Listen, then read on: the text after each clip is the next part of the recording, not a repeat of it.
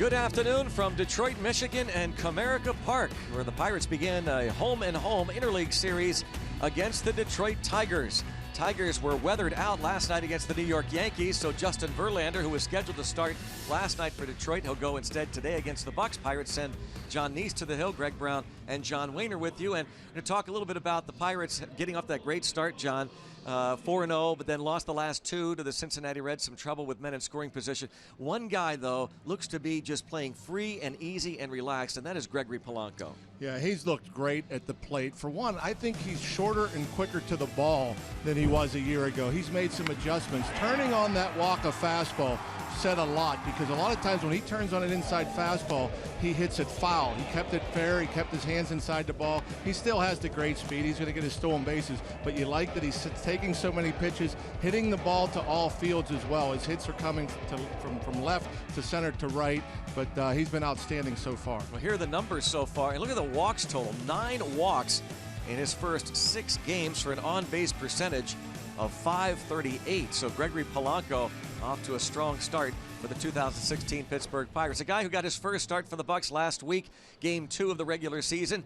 John Neese, maybe kind of an incomplete grade, but actually maybe pitched even better than some are saying, John. If you look, just 5 innings, 4 earned runs, but did strike out 7 guys. Yeah, and I thought maybe could have got a little more help defensively. There's a couple plays that weren't made behind him, but early on in the game, he gave up some hard hit balls. And that happens, but I think the longer that game went, the better his command got. He could go up with the fastball. It's sneaky quick.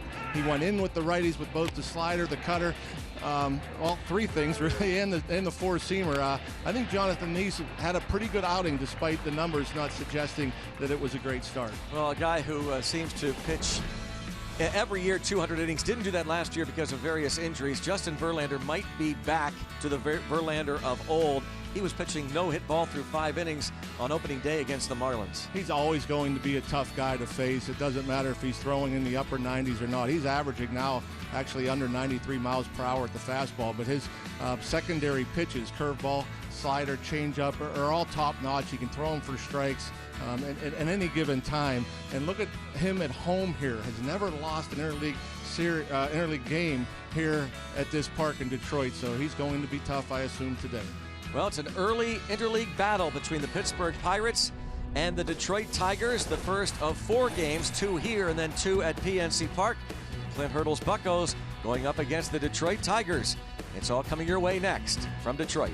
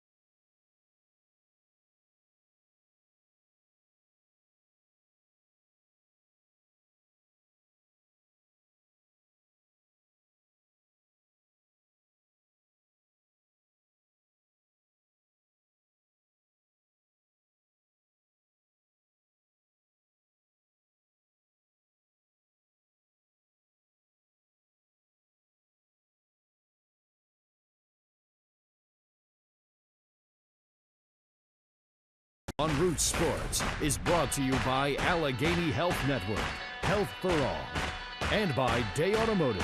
We're gonna make your day. Let's go Bucks! Buccos and Bucco fans on hand here. Another cool afternoon, but last night the Pirates arrived in Detroit, snow on the ground. Cold evening, but it is getting warmer as we go along here. And Andrew McCutchen, Josh Harrison, Gregory Polanco is there. There's John Neese, the starter. Here comes Francisco Cervelli. Going to go through their pregame routine. And Ray Searage. Cole Figueroa in the background there trying to get involved. What else do we have? Sean Rodriguez is making the start today at third base. There's Polanco and McCutchen. Polanco about barrels over Liriano. McCutchen and Sean Rodriguez. Each has his own routine. And hoping that each player kind of steps up in the series against the Tigers, a home-and-home series, because the Bucks have been getting men on base, but in trouble with the big hit in Cincinnati.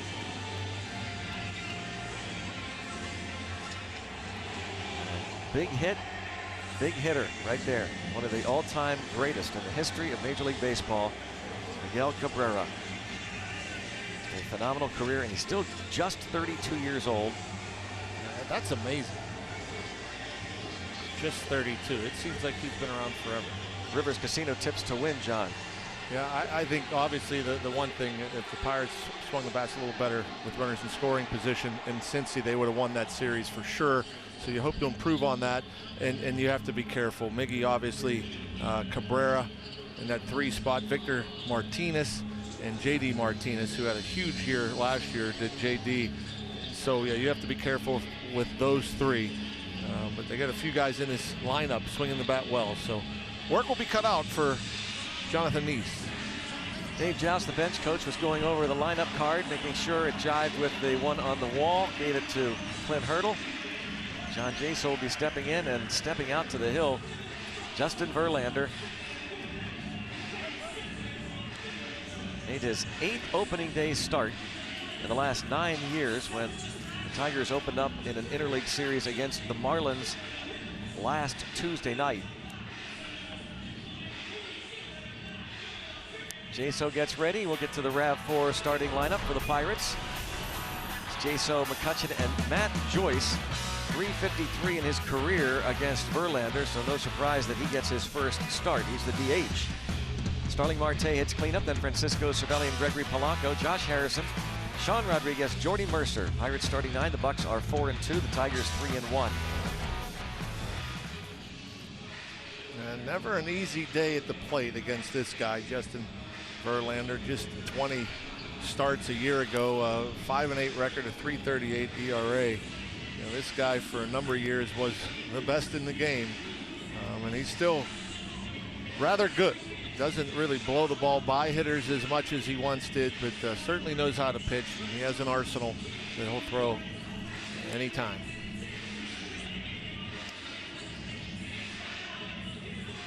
Here's the Honda defense for these Tigers. Tyler Collins in center field, JD Martinez in right, Justin Upton, one of the new additions in left. Nick Castellanos, Jose Iglesias on the left side, Ian Kinsler, and Miguel Cabrera on the right side. There's Miggy.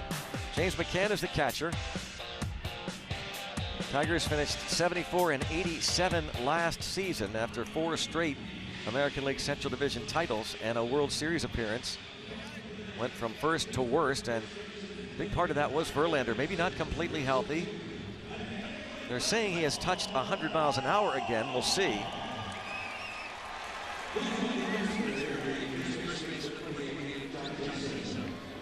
Verlander at 33 years of age. First round pick in 2004, second overall selection in the 04 draft. 11th full season with the Tigers. A longtime American leaguers, Jaso and Verlander. You heard Ron Kulpa bark out the strike call. Well, if he has indeed touched 100 miles per hour again this year, then you'd have to assume he was hurt last year. He averaged less than 93 miles per hour on the fastball in 2015.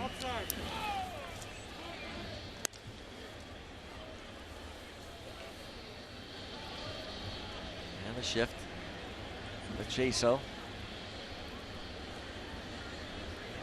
3 infielders on the right side. This is an outstanding pitcher's ballpark. That's an outstanding pitcher there. Leads all big league pitchers since the 06 season with 157 wins. 1,940 strikeouts. It's second most in the major leagues in the last 10 years. Going the other way, Jaso gonna drop it in. Heading toward the wall, Justin Upton gets to it, and he is not going to be able to hold Jaso. Jaso has himself a stand-up leadoff double.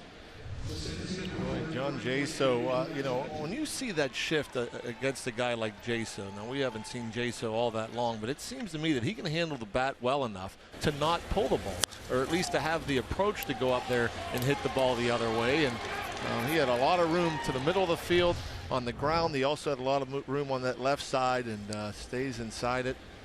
I mean, look at this. So far, these are his hits. 5 of them to the left side. It really is fascinating to watch, because I agree, John. If anybody you wouldn't shift on, you'd think it'd be John Jaso. Yeah.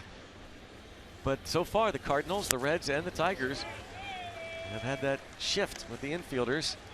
And not only that shift, you mentioned like the third base, the only guy on the left side was about halfway between second and third.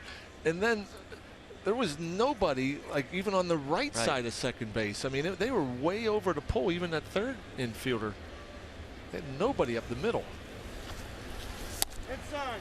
Andrew McCutchen, here we go. That runners in scoring position statistic. The Pirates were 5 for 35 in Cincinnati. In these situations, yesterday they could have really blown out the Reds. They were 1 for 14, and the one hit they got, they had their man Josh Harrison thrown out at the plate on the base hit by Jaso in the 8th inning. That would have given the Pirates a 2-1 lead. High fly ball to center. Tyler Collins. Jaso gonna tag. And well, that could have been closer if the throw had been more on target, but Jaso advances, so productive out for McCutchen. Yeah, I mean, that's a fairly deep fly ball out there to center. Thought Jaso would be able to get up and get over to third relatively easily, but Collins does a nice job setting up, and pretty strong throwing arm. This ball hits the back of Jaso, I believe. Rick Sofield telling him to get down. Now the infield is coming in all the way around in the first inning with 1 out. As Verlander tries to shut it down here against Matt Joyce.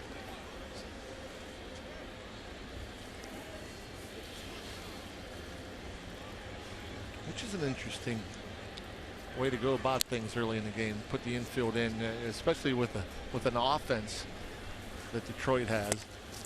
It's not like the Tigers do or should struggle to score runs. Matt Joyce in his first start, he has been a pinch hitter for Clint Hurdle.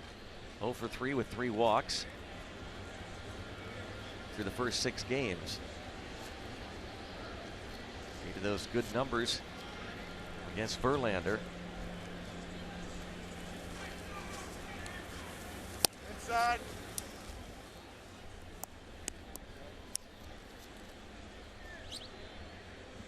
John pointed out the open, Verlander has never lost an interleague home start. He's 3-0 here against the Pirates.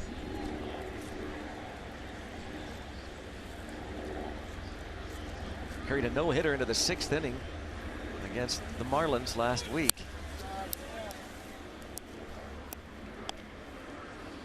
The Cy Young and the most valuable player in 2011, the Rookie of the Year in 06, a 6-time All-Star. Last year snapped a string of 200+ innings pitched over his career. 8 straight years, 2007 through 2014, 200+ innings pitched.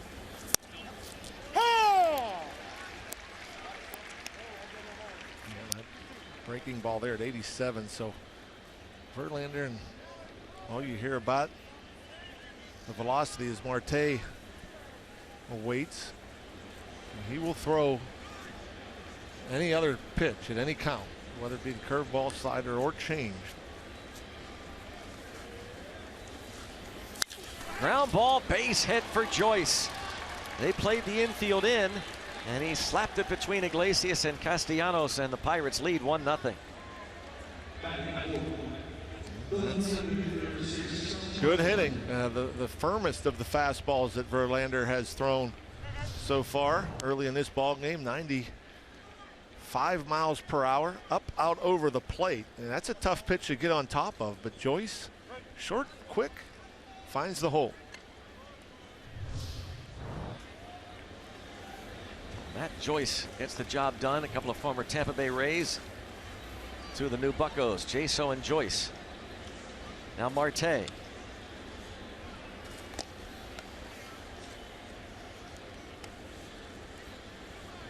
Marte hit the game-winning grand slam on Friday.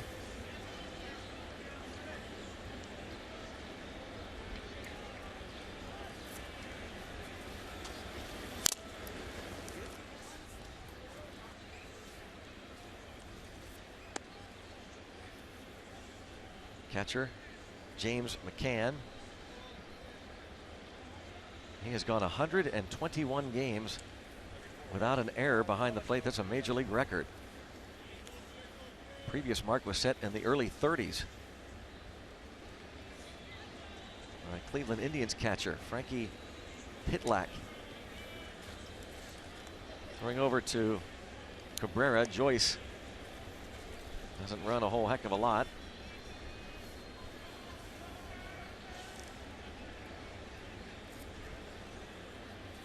Well, the big hit for Joyce has to feel good for him and the Pirates to deliver in that situation. And Clint Hurdle decides to insert Joyce as the DH. His first start, those good numbers against Verlander, it pays off. Yeah, throws him right into that 3 hole as well. David Freese gets this day off.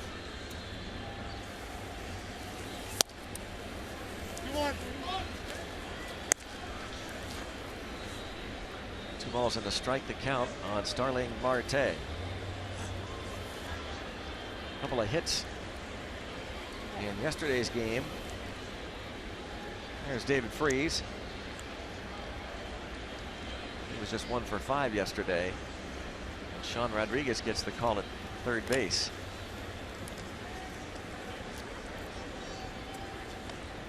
Matt Joyce had most stolen bases in his career, 13 back in 2011 with the Tampa Bay Rays. I think certain pitchers just want to announce their presence over there and make sure that the runner on first knows that he's not forgetting about you. And my guess is Verlander's throwing the ball over to first on his own. And a lot of pitchers nowadays only throw over there when they're told, when they get the sign.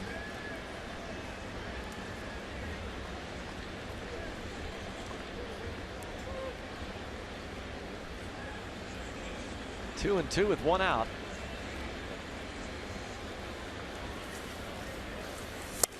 And a good look there for Marte. He's laid off. He's fouled off a couple. It's 3 and 2.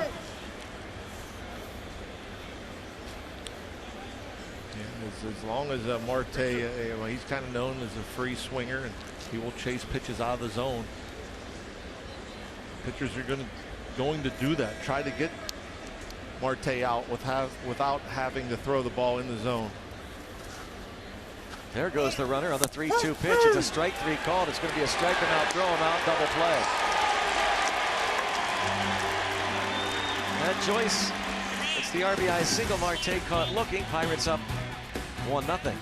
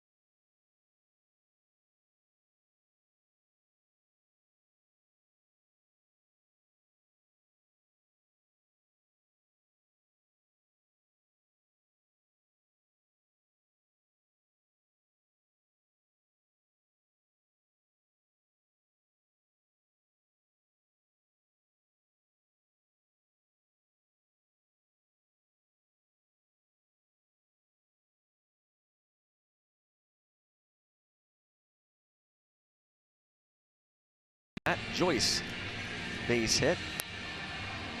There he is. He is the DH. He was taking off on the 3-2 pitch and was thrown out as Marte was caught looking. We check out the Detroit Tigers starting lineup under Brad Ausmus, Ian Kinsler, Justin Upton, and Miguel Cabrera, .316 career hitter against the American and National Leagues going back to his time with the Marlins. Victor Martinez hits cleanup, then J.D. Martinez in right.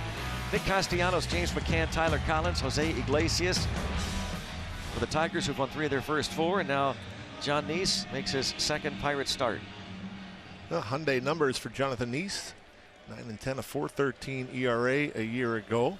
Neese facing the Tigers just for the second time in his career, and his first start against the Tigers faced Verlander. Oh! Ian Kinsler off to a strong start. 8 hits and 19 at bats. Inside, 1-1.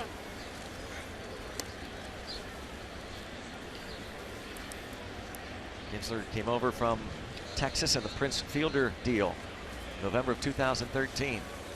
That's down, 2-1. Meanwhile, John Neese was traded over in December from the Mets to the Bucks for Neil Walker. He is 29 years old.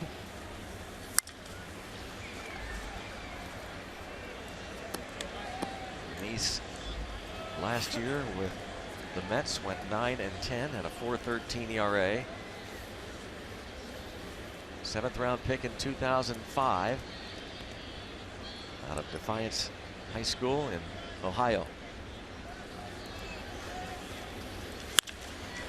Line to center, McCutchen barely has to move. 1 up and 1 down. Though Neese not a flamethrower, does like to go upstairs with that fastball. He will come in on righties, he will go upstairs. Does have some deception, he can't sneak it by you. He likes to cut the ball in on the righties as well. His pitching coach Ray Searage bundled up.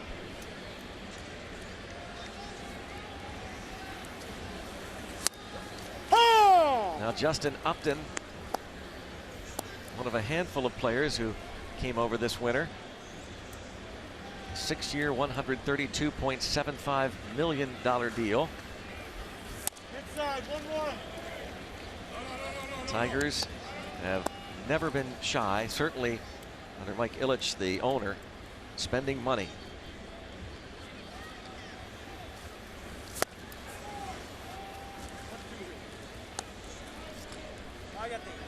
Justin Upton now behind the count 1-2. He has some power, but he also has a lot of swing and miss. And when he's hot, he's dangerous as anybody, but when he's not, he's not.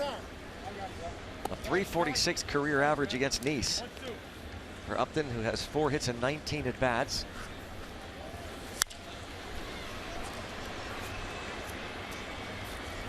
Checks to see if that bat might have cracked. Upton last year hit .251 with 26 home runs, drove in 81. Inside, 2-2. And it's 2-2 on Justin Upton with Miguel Cabrera on deck. Outside, 3-2. Tried to backdoor that one, just left it out there a bit.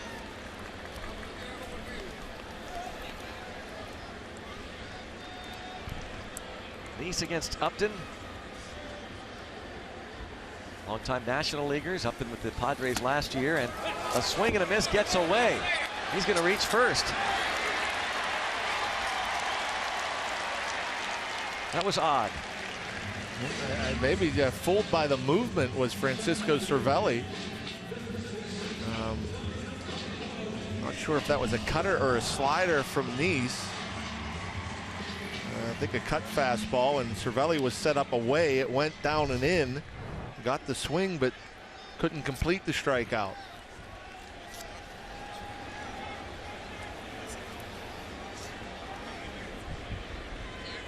A strikeout, and we'll assume wild pitch.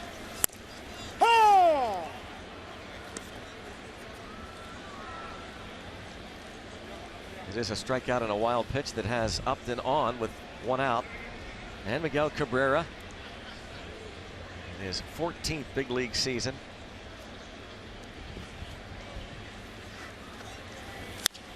And that is a perfect double play ball because Cabrera can barely jog these days.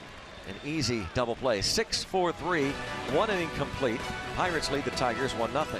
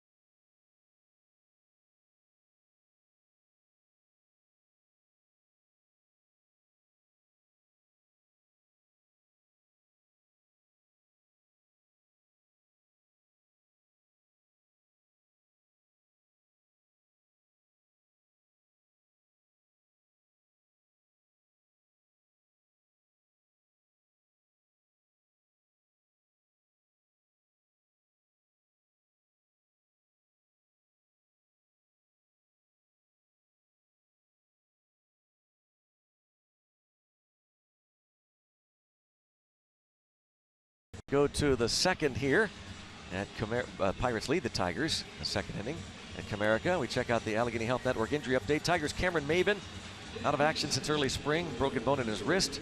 Started rehab on Thursday, still a couple of weeks away. Cameron Maben, we talked about the additions that these Tigers made over the winter, including signing Justin Upton.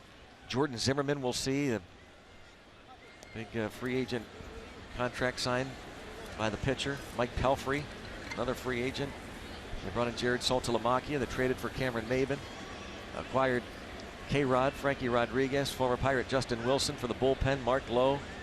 All kinds of changes to do whatever they can to try and win that World Series, that elusive World Series for the 86-year-old Mike Ilitch, whose Red Wings will start the NHL playoffs against Tampa Bay on Wednesday. 25th straight season the Red Wings will be in the NHL playoffs. Francisco Cervelli, strike 1. Too much. 1-1. Now 1 ball and 1 strike. The Penguins, of course, start their playoff series on Wednesday as well. See it right here. Game 1 here on Root Sports. Red Wings were ousted by the Lightning last year in the first round. Oh, 1-2 count. And that's what's amazing about Verlander. He could throw that little fastball there at 90 miles per hour up in the zone and get it by a guy like Cervelli. You know, when you have that in the tank and that arm to throw in the mid 90s, upper 90s, how do you get 90 by a guy? I just don't understand that.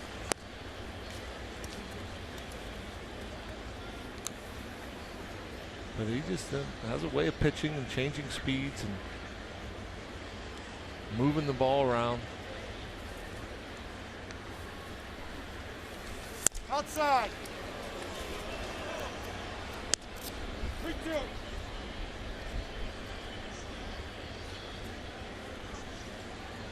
Three and 2 on Cervelli. Verlander has had some outstanding starts against the Pirates. He also had his worst professional start of his career against the Bucks. Pitched just 1 inning against the Pirates. a few years ago. There are his career numbers. That one start really inflated that ERA.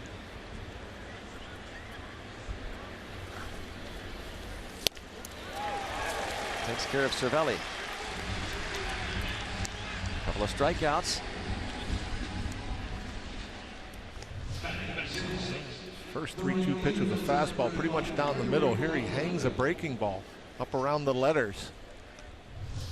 Cervelli to miss.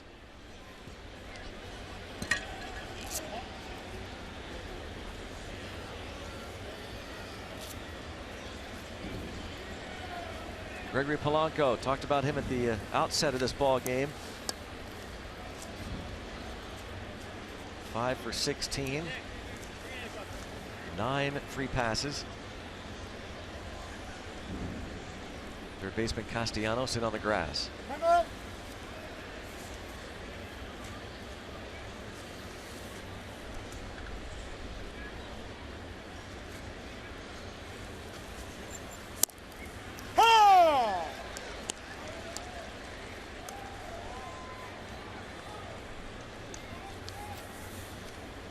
Always a good pitch. Like the first pitch, get me over curveball. Most hitters will just give up on it. They're looking usually hard for a fastball early in the count. It's his hard pass. Cabrera toward the right field corner, so Polanco will have at least a couple. JD Martinez gets to it, and Polanco has a one-out double. Well, we talked about this in the open, the bat speed and how short and quick the swing of Polanco has been early this year. Got the fastball down in the zone, running in.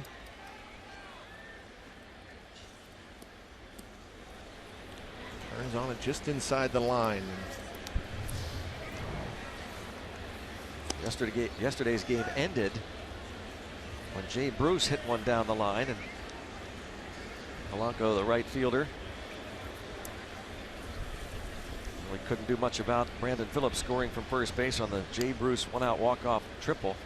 Here with one out, Polanco doubles to set the stage for Josh Harrison.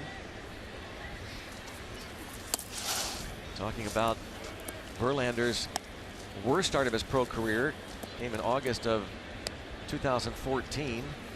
Gave up 5 runs in 1 inning at PNC Park, walked a couple.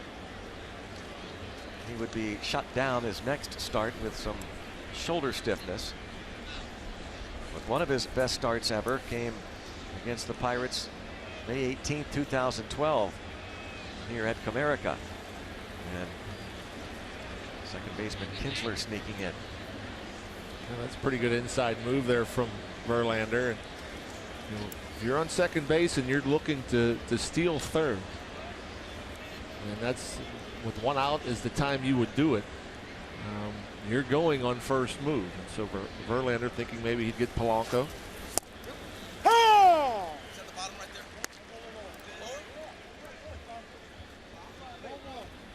There's Josh Harrison asking Ron Culpa, is that the bottom, meaning the bottom of the zone? And there you see not quite the bottom, a little above the knee.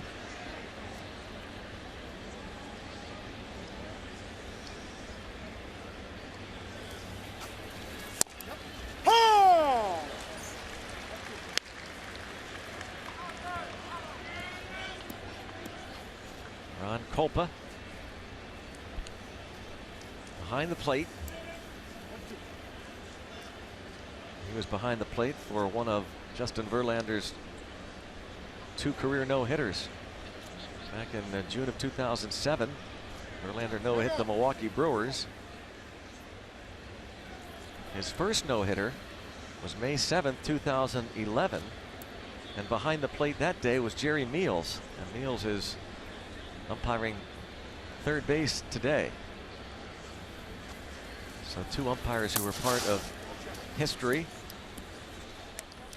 Here's Jerry Meals. His name will live on in the Pirates' infamy for another reason. Josh Harrison broke up Verlander's no-hit bid May 18, 2012 with 1 out in the 9th. It would have been his 3rd career no-hitter.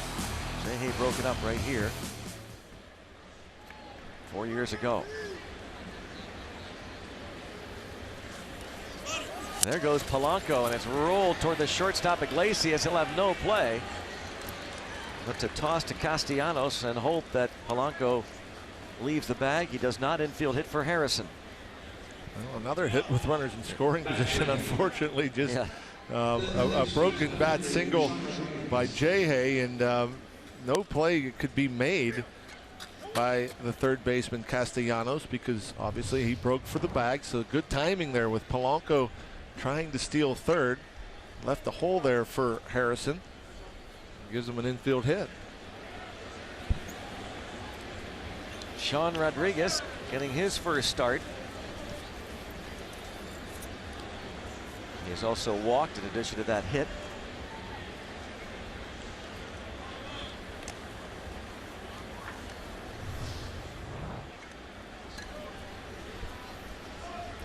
Miguel Cabrera giving Josh Harrison a hard time. Stay away from that oven mitt.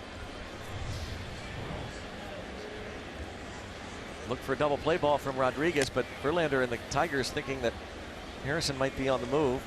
Tigers have thrown out 3 of the first 4 trying to steal early going this season. They have played the Marlins and the Yankees in their first 4 games.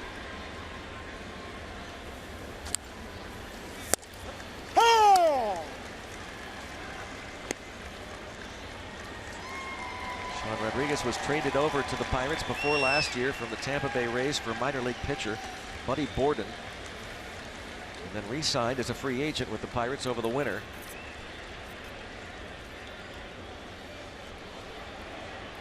One on him.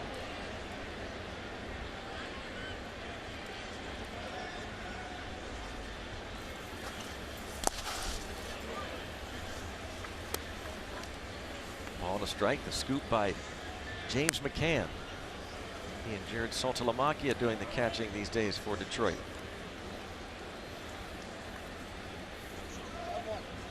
Polanco started the inning with a 1-out double to right. Jay Hay the infield hit.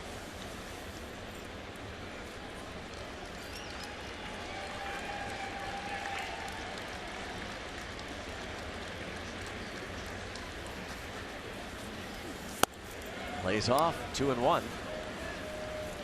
That's a good eye. He's trying to get the swing and miss. Verlander, the big breaking ball, the curve ball.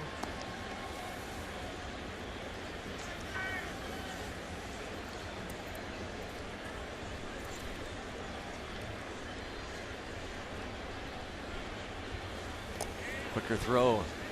Harrison dives back safely.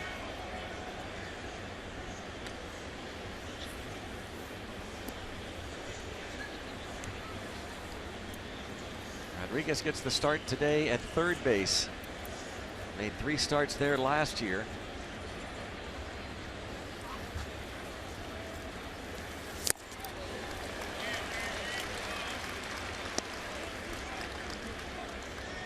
Two and two. Good location there on the 2-seam fastball. Right under the hands of Sean.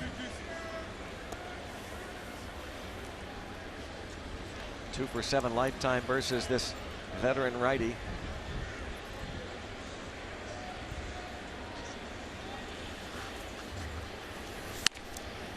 Verlander is 17 and 18 all time in the month of April. All other month 140 and 79, a .639 winning percentage, but under 500 for April in his career. Go figure. Yeah, maybe doesn't like the cold weather. Yeah. Although today feels great, huh? Yeah. Comparatively. That's right. Full count.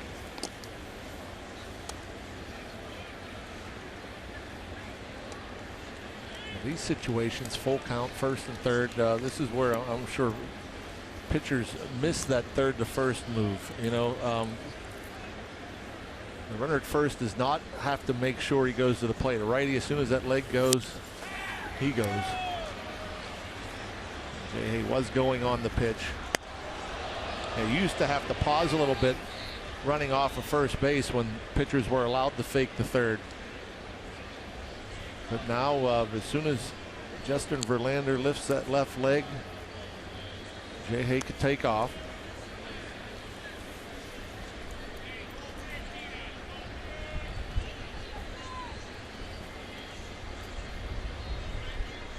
See if Rodriguez can make it 3 for 4 with runners in scoring position. And there is the play that we have seen some other pitchers use, and that is to go ahead and throw to third. Yeah, I'm trying to think who that was, and they kind of tipped that off. Castellanos really moved in and closer to the bag there, so I'm sure Josh Harrison, looking that way, could recognize that. Now he goes 3-2 pitch, another foul. Trying to think who the team was. Was it spring training? Spring training. Yeah, I think it was. We had a runner thrown out at second, actually. I remember it was Alan Hansen was on first. Broke for second. The throw went to third to second. Caught stealing. 1-5-4, I believe. And I don't think it was the Tigers. No. I don't think so. For some reason, I'm thinking the Astros, but.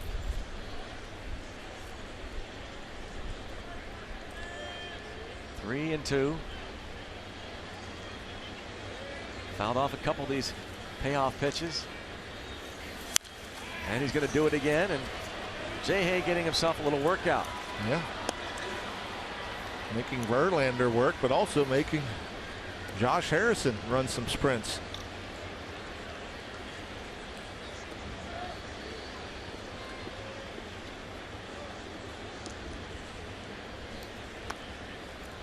So the 40 pitch now total for Verlander, less than 2 innings, and Rodriguez has spoiled a handful.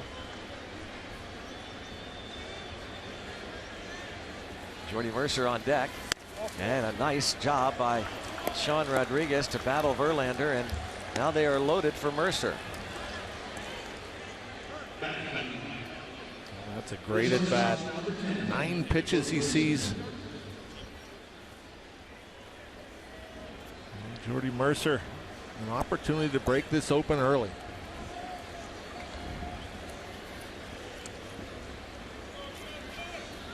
A couple of RBIs through the first 6 games. He's got Polanco at third, Harrison at second, and now Sean Rodriguez at first with 1 out. Verlander looks for a ground ball. And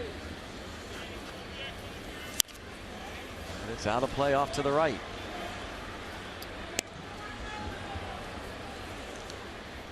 McCann going to talk things over now with Verlander as Mercer fouls the first pitch out of play.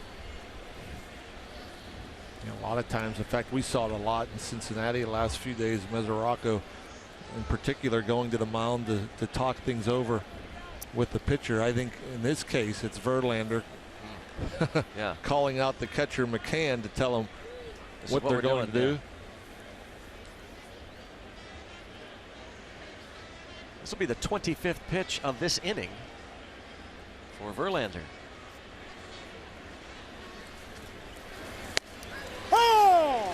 And out in front, 0-2. You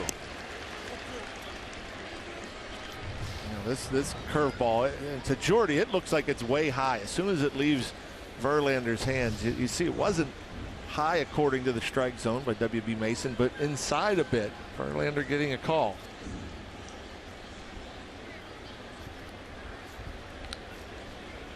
Oh, 0-2. Mercer fouls that fastball away. That ball, that pitch, probably getting more plate than Verlander wanted to. You saw McCann wanting the ball, the fastball up above the letters. Didn't quite get all the way up there, but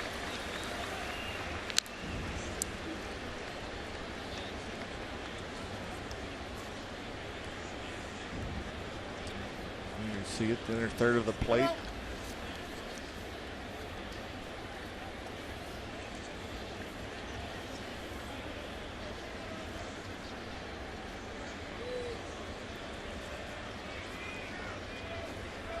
Still 0-2. And bounce foul.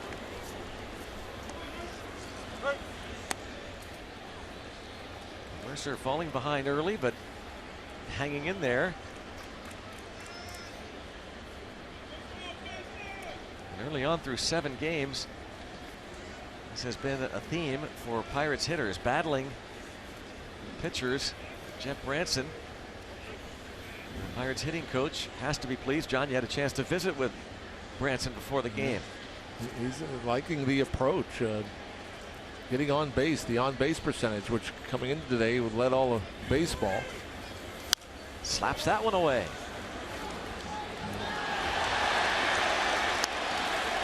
But getting the hits in this situation certainly was frustrating.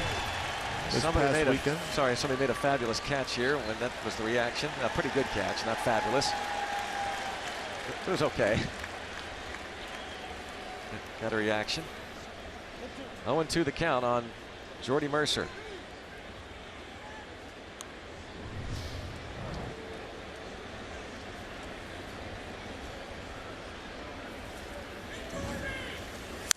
Another foul. Has to be frustrating to Verlander. Yeah, I would say so. And that was a pretty good pitch to hit for Jordy. It was out over the plate. A fastball. For an 0-2 pitch, a pretty good pitch to hit, that is. And Verlander obviously very tough to hit. Good movement on that fastball. Velocity in the mid-90s now. I would think that Justin Verlander would look to try to get Mercer to swing at something off the plate. Lined up the middle, a base hit for Mercer.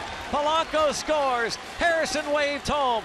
Rodriguez puts on the brakes and he gets back to second. So the Pirates, who had all kinds of trouble in Cincinnati in these situations, coming out really battling the Tigers and Verlander. And now 3 hits in 4 at-bats with runners in scoring position, and a big one there for Mercer. Boy, a huge one. And you know, you talk about command and being able to command the ball in the strike zone. Verlander can't seem to get it out of the strike zone.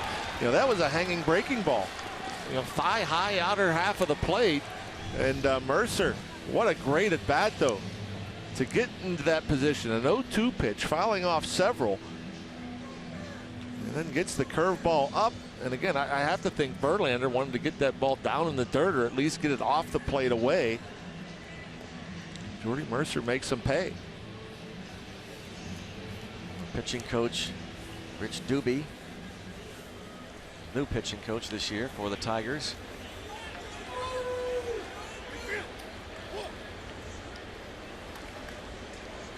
Well, now John Jaso will come to the plate with runners at first and second, and still only 1 out. That's pretty good base running by Sean Rodriguez, by the way. Normally when a runner goes from first to third, they're not looking behind them. He saw that the throw was coming in, it was going to beat him, puts on the brakes and retreats. John Jaso got the scoring going in the first inning. The first batter of the game, he doubled to left and then came across the plate on a Matt Joyce base hit.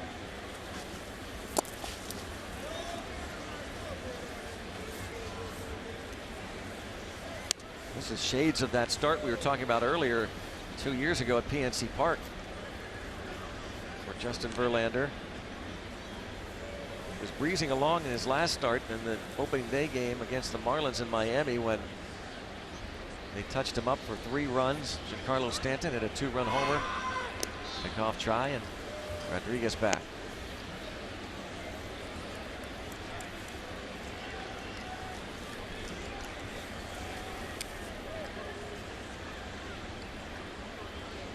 One ball, no strikes on John Jaso, with Rodriguez and Mercer aboard. The inning started with a strikeout of Francisco Cervelli.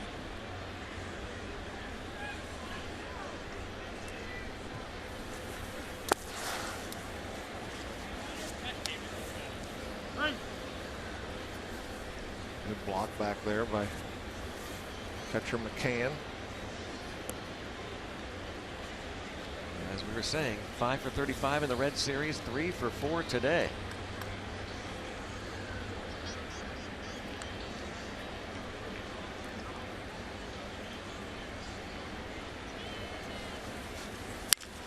Toward left center field, over is Collins, and Collins gets there. Ball hit well by Jaso toward the left center gap. Yeah, unfortunately for John Jaso, they were shading him towards left center field. We showed in the first inning they were playing on the pull on the infield, but in the outfield you see them shading the other way. Got a good jump on it. Able to get over there.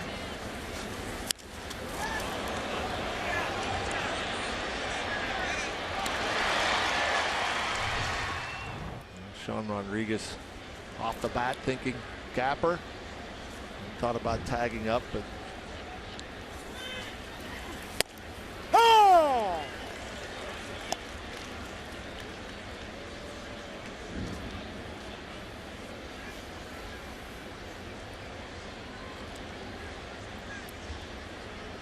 McCutchen could pick up his second RBI with a base hit here.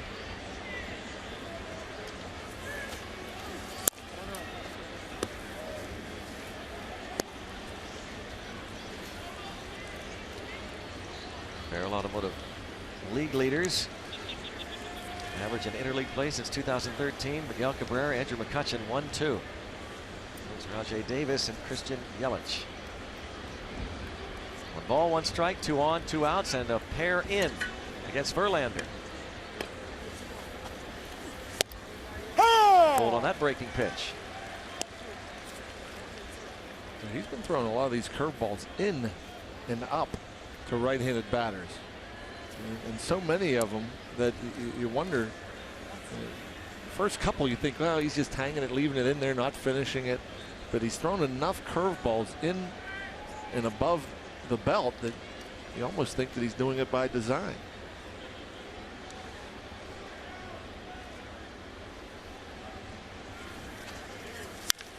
And McCutchen pops it up. Third baseman Castellanos will make the catch. Pittsburgh gets a couple more. The big 2-run single by Jordy Mercer. Pirates take 3-0 lead.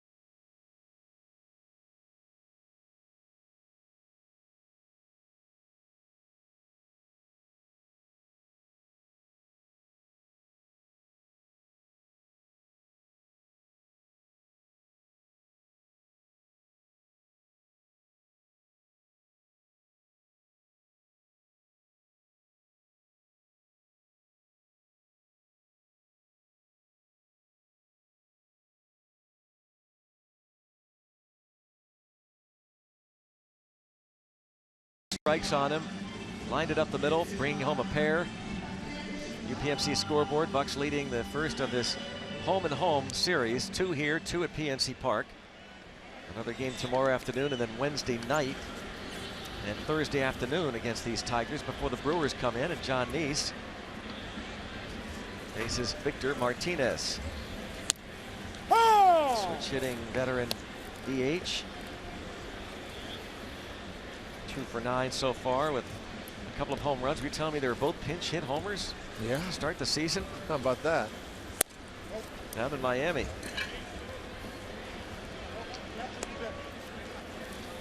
Victor Martinez. pinch hit home run each of his first 2 games of the season.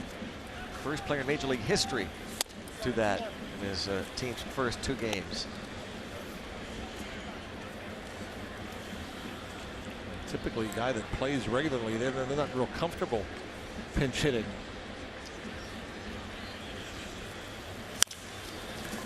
Bounce to short. Mercer has all day. 1 up, 1 down. We're going to get to our day automotive this day in Pirates history. This day, 1961, Bill Verdon, a 3-run homer. 2 outs in the 9th inning, gave the Buccos an 8-7 win. Opening day against the Giants at Candlestick Park. Top 3 in the lineup: Verdon, Dick Grope, Bob Skinner. Each had a pair of hits, each scored twice. Elroy Face got the win in relief for the Buccos on this day in 1961, the world champs. Began the year with a win.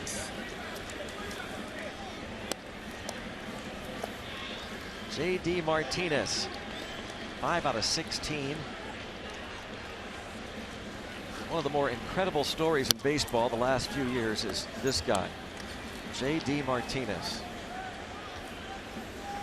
Being signed as a minor league free agent in March 2 years ago. Outside, 2-1. 20th round pick of the Houston Astros in 2009. Played parts of 3 seasons with Houston, was up and down between the big league club and their AAA affiliate. The Tigers saw something in him. They signed him that minor league free agent deal, and 2 really strong seasons. Hit .315 his first year with 23 homers, 76 RBIs. Drew him in 102 last year. Broken bat fly ball to left.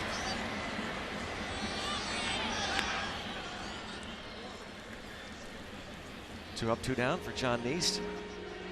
Take your lunch break with the Pirates this Thursday afternoon. Pirates and these Tigers, special 12:35 weekday matinee game. Break up your workday. Come down to the North Shore for some Pirates baseball at PNC Park. For tickets, go to pirates.com. The Bucks and these Tigers will complete their home-and-home series. And Garrett Cole gets his first home start of the year. He'll be opposed by Jordan Zimmerman. Should be a good one. Hit hard the other way by Castellanos. Opposite field home run. His first of the year.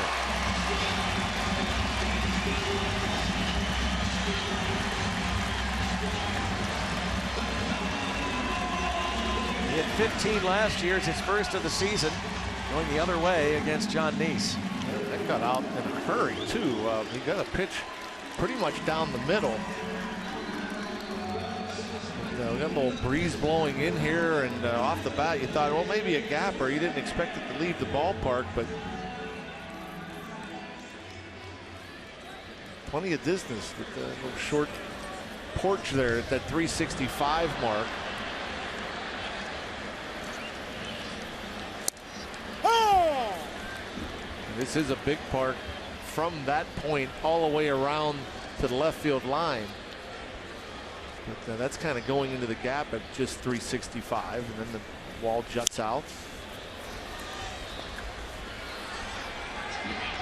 Well, that'll do it as James McCann flies out, but Castellanos hits the home run. It's 3-1 Bucks.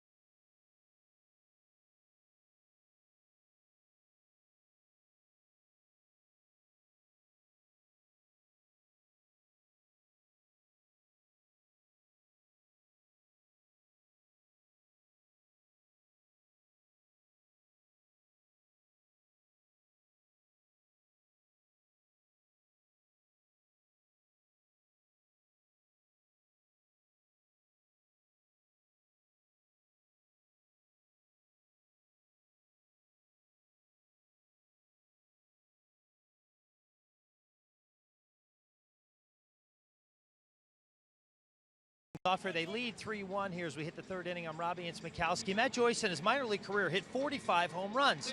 When he got to the big leagues, it took him just 5 to hit it, and boy, was it one to remember. It was not only his first home run at the show, but it's the first home run his father ever saw him hit in person. And it came in the first big league at bat that his father ever saw. That was May 10, 2008, when Joyce hit one off the Yankees' Darryl Rasner. Now, Matt told me his dad came to a lot of minor league games. Matt just never hit a home run in any of them. I asked him how cool it was for that to be Dad's first homer he saw in person. His answer, Greg and John, was very simple. He said, it was the coolest thing ever. How about that? 45 home runs in the minors. Dad never saw one. Wow. And then he sees one here. That is cool. What a moment for Matt Joyce, the former Tiger. They drafted him in the 12th round in 2005. Dave Dombrowski traded him, then GM of these Tigers, in December of 08 for Edwin Jackson. Parts of 6 seasons with the Tampa Bay Rays. Went to the All-Star game in 2011.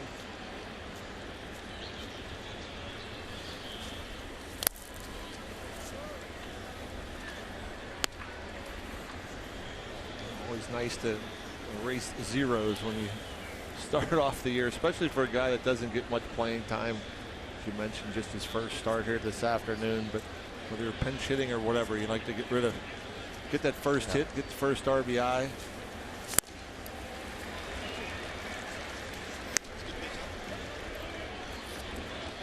Pirates signed him to a minor league free agent deal in February 20th. Invited him to spring training and placed on the major league roster just before opening day a week ago yesterday.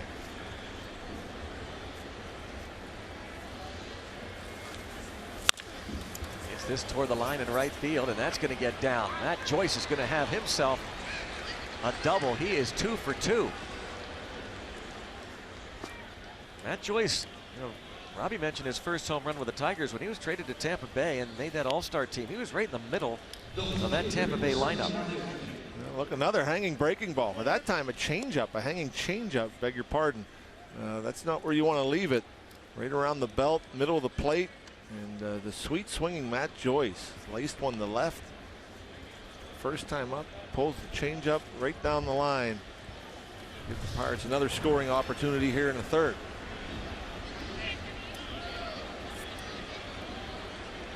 Starling Marte struck out looking in the first, part of a strike him out, throw him out double play to end that inning.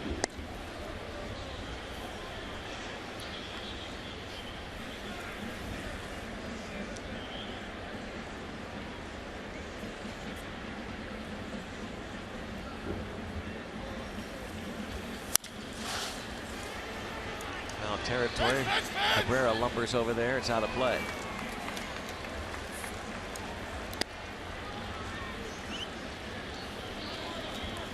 Bucco fan has it. Plenty of black and gold here at Comerica. And tomorrow afternoon, Juan Nicasio for the Pirates against Shane Green. And then Wednesday night, Anibal Sanchez for Detroit against Francisco Liriano. Before this series wraps up on Thursday at PNC Park.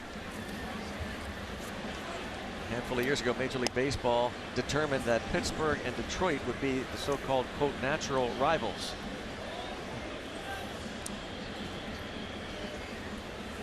Short little trip. Francisco Liriano, Juan Nicasio taking on the Tigers next couple of days. 1 ball, 2 strikes on Marte.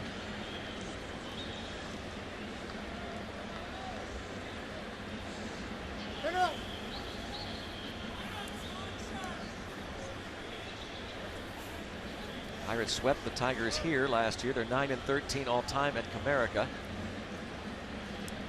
Again, Verlander has never lost an interleague home start, including a 3-0 mark against the Pirates.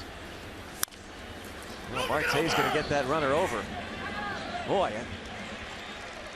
for a minute there, looked as though might be closer at first base.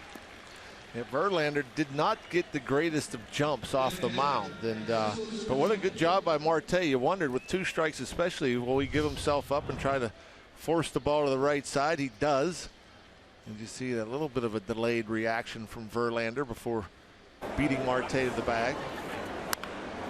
But you gotta like to see that from Starling, a guy that obviously is going to be looked at to drive in his share of runs this year. But give himself up like that, get that man to third. Now the infield comes in against Francisco Cervelli. Try to get that run right back. John, I think you've talked about this before, that can also, not that Marte's in a slump, but he's not anywhere near swinging the bat like you know he will. No, yeah, he's been managing to get his hits, and he obviously had the big grand slam the other day, but yeah, he hasn't looked great. When he gets locked in, you know, we'll see him drive the ball. We'll see him coming through in these RBI situations. Just, you know, a little jumpy. I think just being a little overly aggressive early on, maybe not seeing it as well as he can.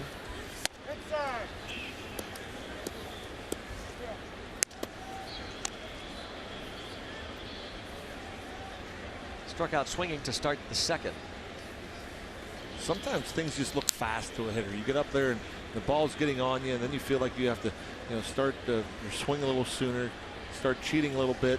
And those kind of at bats with a runner at second, nobody out, can kind of slow you down a little bit because you're trying to hit the ball the other way. Boy, Cervelli does that, and that ball hit very well. J.D. Martinez going toward the wall. Sacrifice fly. Pirates do get that run right back. 4-1. Another good at bat. Easier to hit the ball in the air going the other way. It's Cervelli. Again, I told you the wind blowing in a little bit. That knocked that ball down some. I thought for a second it had a chance of getting out of the ballpark. Cervelli on an inside fastball right on the inside corner. Pulls the hands in. Gets extended. Cervelli already with 5 RBIs. And Joyce leads it off with a double. Great approach. You almost hate to say the Pirates don't have a hit with a runner in scoring position this inning because of Marte giving himself up. That this is textbook. This inning. I mean, you know, Verlander obviously now giving up 4 runs here in the third inning, but usually runs are tough to come by off him, and you know, you get a leadoff double, you play small ball to get him over, get him in, and you'll take it. Polanco check swing. Third baseman Castellanos the bare hand, and he beats it out. Polanco 2 for 2. A check swing, infield single. Boy, it's nice to have speed, and you're a left-handed batter to boot. The check swing, you hit that dribbler to the left side, and you have that good speed. Get out of the box quickly. Almost impossible to throw Polanco out on a ball like that unless they're playing in. You know, righty check swing, hit a dribbler to the right side, you have no chance for the most part. But sometimes better to be lucky than good. I'm sure Verlander not happy about it, but Polanco certainly is.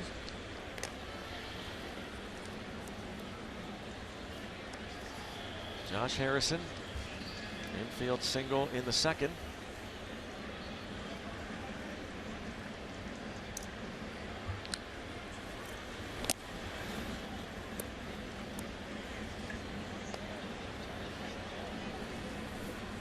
Pirates with 7 hits, leading 4-1. And Verlander approaching 70 pitches. This is second start of the season. There goes Polanco. It's a strike and out at second base. There's McCann.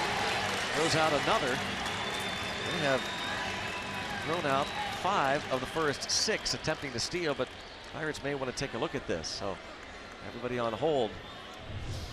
Boy, that's a strong throw too, and pretty much right on the money. And it looked like Iglesias got him on the back foot, the bent leg, not the lead foot. Allegheny Health Network Supermo have a great shot of it here.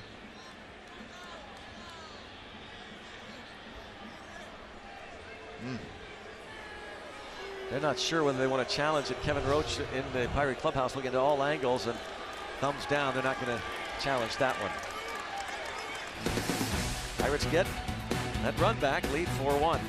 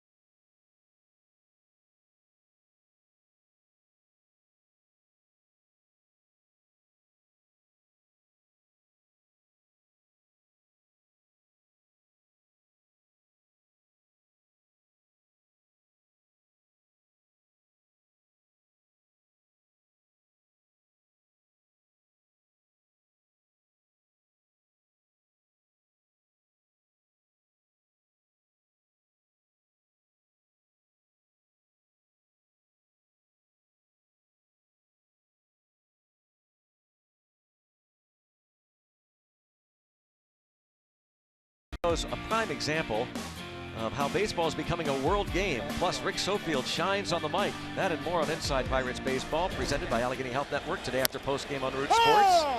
Strike called on the center fielder, Tyler Collins, here at Comerica.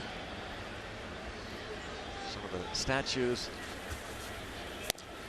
on the outfield wall. Strike 2 on Tyler Collins. James McCann taking notes. How about that? Yeah. That was perhaps taking notes on his last at bat. Made the last out in the second. Probably didn't have time to write anything down. But some batters do that. Some hitters will take notes on every pitcher they face. I figure, especially in interleague games. Elbow ball right here. You never know when, how infrequently you'll face a certain pitcher. I've known guys that would take notes all through the minor leagues and then in the big leagues. And you may go a year, maybe more, between facing a guy, and so you go to the notebook and have an idea how you were pitched.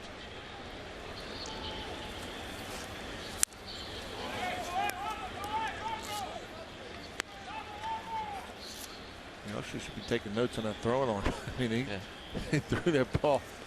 It didn't seem like it got 4 feet off the ground, like went straight downhill out of his arm or out of his hand to Iglesias.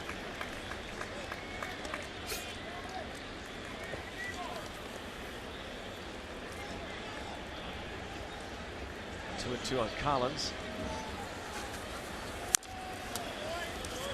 See why they like James McCann so much and why they really decided to let Alex Avila sign as a free agent with the Chicago White Sox.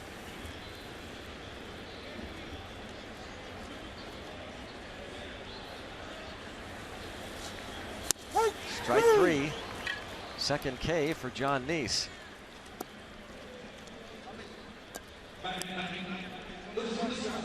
And this is a cutter. And you look at the location, it starts the middle, it runs just off the plate. Got a bit of a call there to John Neese, but he'll take it.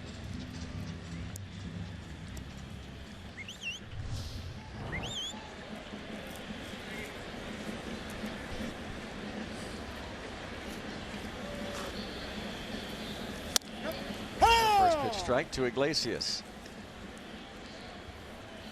Tigers shortstop Jose Iglesias. 7 hits and 16 at bats. And bounced right to the third baseman, Rodriguez. 2 up and 2 down. Pirates back home starting on Tuesday night. Tigers and then the Brewers. And Saturday, great fireworks show after the 7:05 game. Spectacular Zambelli fireworks over the Pittsburgh skyline, presented by First Energy. For tickets, go to pirates.com. Pirates will then be on the road for 10 days, so get your tickets.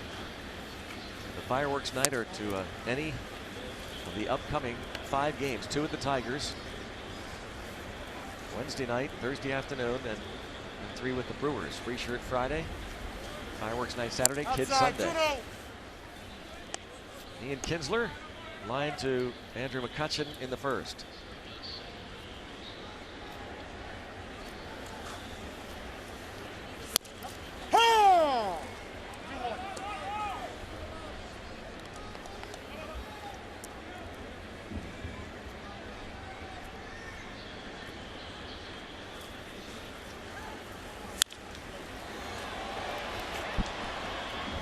Two and 2.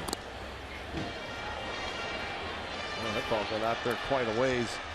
And pretty much the exact same pitch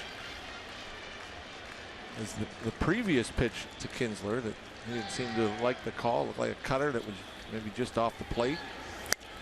And he chases, so John Neese picks up his 3rd strikeout in a 1-2-3 third inning. The Bucks lead by 3.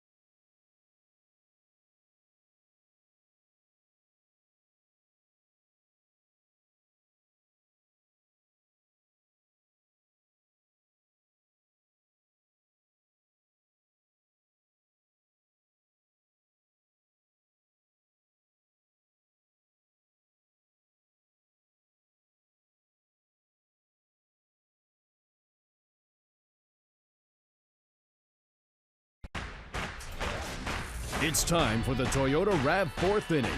The all-wheel drive RAV hybrid has performance that will make you rethink hybrid. Let's go Bucks!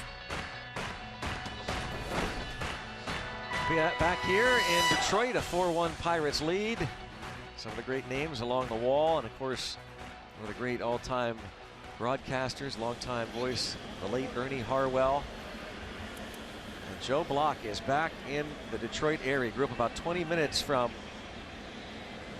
Tiger Stadium in Comerica. And so he is a happy man. He come back to see his family.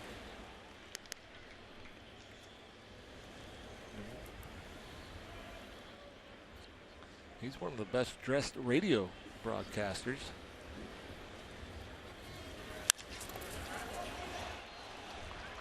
Base hit to right field, and Josh Harrison will wind up at second base with a leadoff double.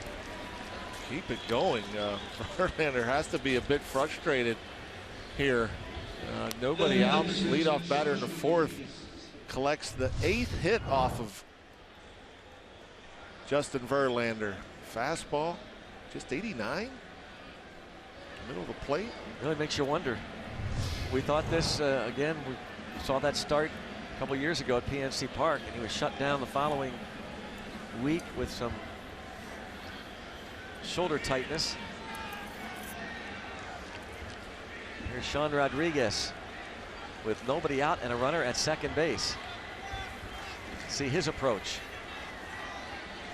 So far it's been outstanding. Each Pirates batter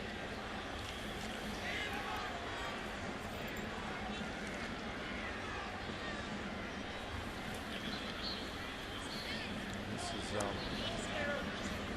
third time in 4 innings the Pirates let off with a double where they were able to move the runner from second to third. Each of the first 2 instances, and a third straight inside move by Verlander.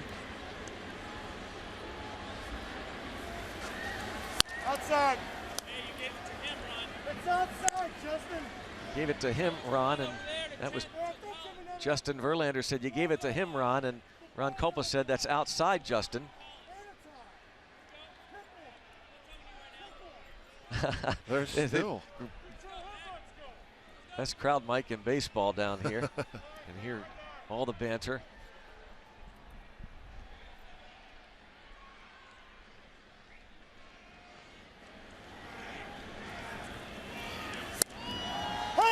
Ball 1 strike on Sean Rodriguez.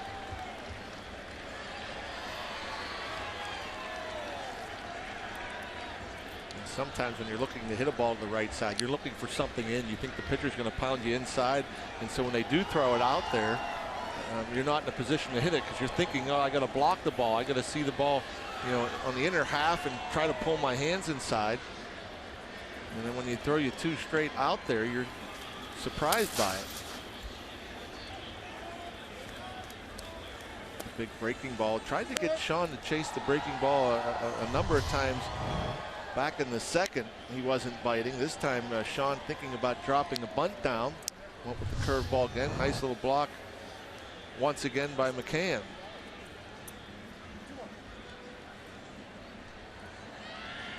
Two and one. That got Castellanos' attention. That bunt show by Rodriguez. And again. And in the dirt. It's 3-1, and Verlander almost from the get-go is laboring today. Pirates trying to take advantage. You know, for the most part, that curveball, it's either been in the dirt or above the belt.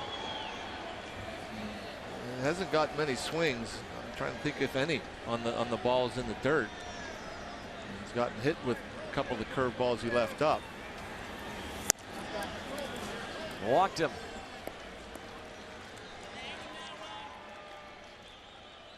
Second walk, both times to Rodriguez, and now Mercer. He could be bunting here.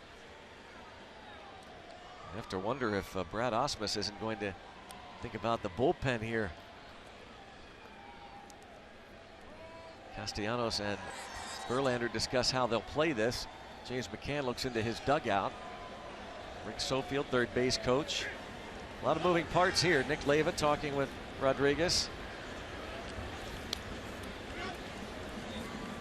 Put on the infield signs. McCann comes out. Puts on some signs as well. There's a 2-run single up the middle in the second inning. Takes a strike.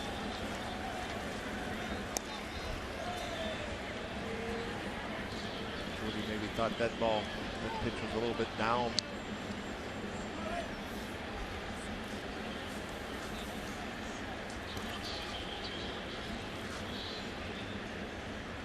Jeff Branson has to be pretty pleased with what he's seen so far today.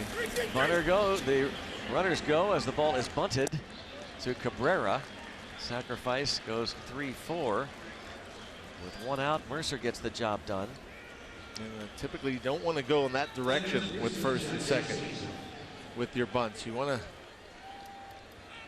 get the barrel out front and make the third baseman field it. And you can hear, I think McCann was yelling 3-3-3 to Cabrera. Good jump from J-Hay, though. J-Hay was off and running. Cabrera just wanted to make sure he got an out. Actually, the wheel play was on.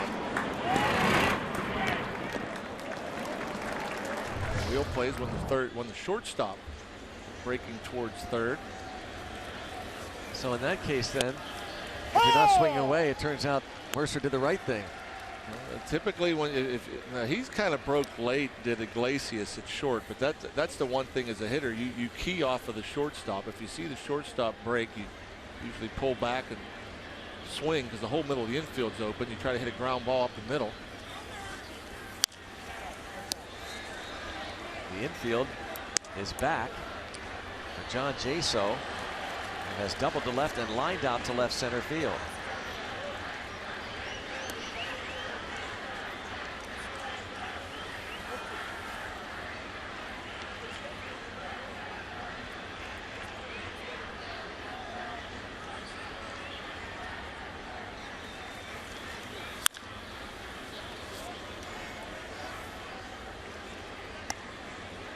Curveball there. I'm not sure Verlander wanted to leave that in the strike zone. He did. Jaso hoping just to shorten up. No, you just want to hit a ground ball. Hit a ground ball up the middle. Get yourself an RBI. If it goes through, perhaps 2 RBIs.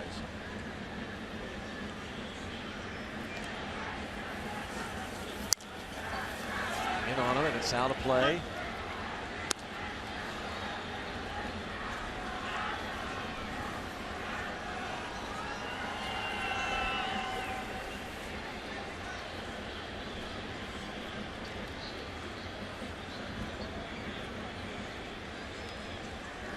Double, a walk, sacrifice bunt by Mercer, and Harrison Rodriguez in scoring position, and this has popped up and out of play.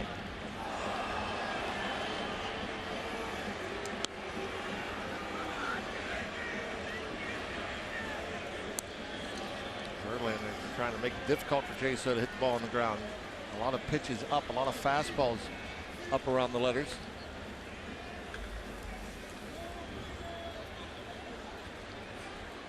There you see the third pitch. That was the curveball. The rest fastballs.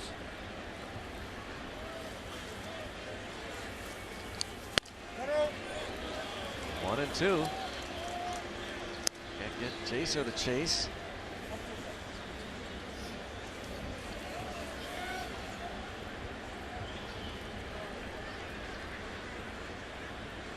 Verlander now 84 pitches.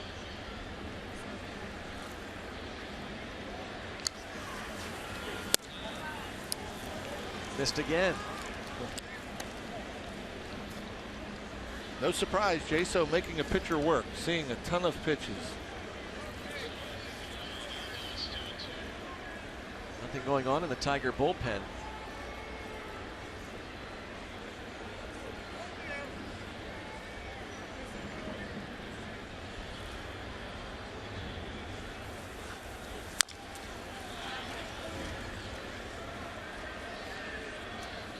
Still 2-2.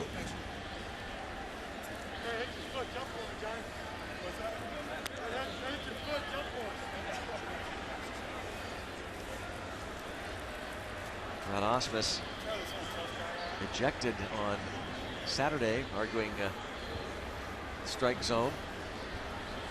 Verlander was scheduled to start last night against the Yankees, but that game was postponed. So he gets an extra day's rest and starts this afternoon. 3-2.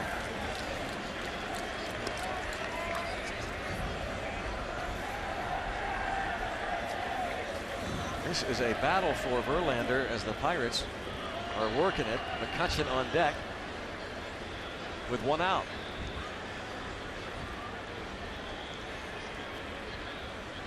A big 3-2 pitch coming here. Pirates up by 3 in the 4th. One out, the infield back. And lifted to left center, plenty deep. John Jaso's going to get another run in.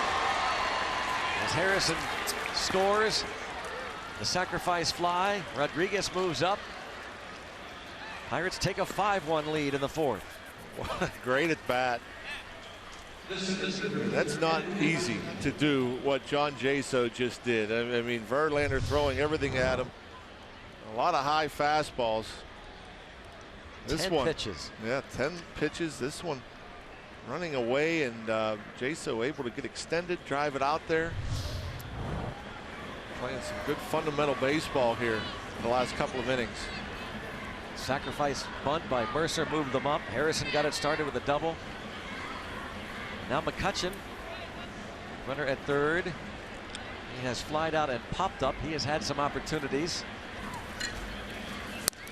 early this season. And that was the one thing you wondered about with him batting in this second spot. Will he get as many opportunities with runners in scoring position? He's had his fair share. He's 0 for 5 with runners in scoring position so far, with 5 walks.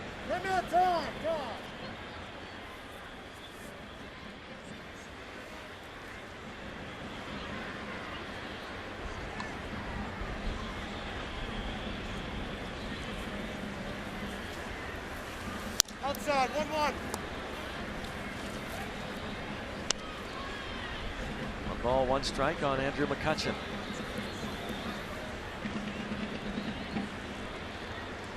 The 22nd pitch of this inning alone. Hit hard towards center field. Collins over toward left center will make the catch. The Pirates get another and lead 5-1.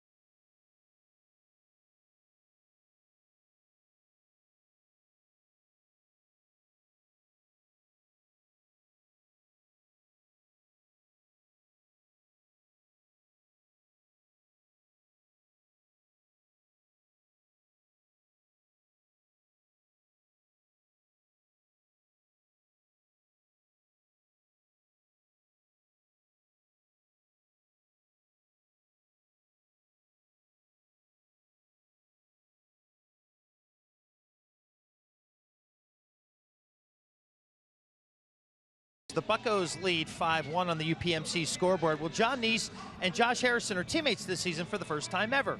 But a decade ago, they came really close to playing together right out of high school.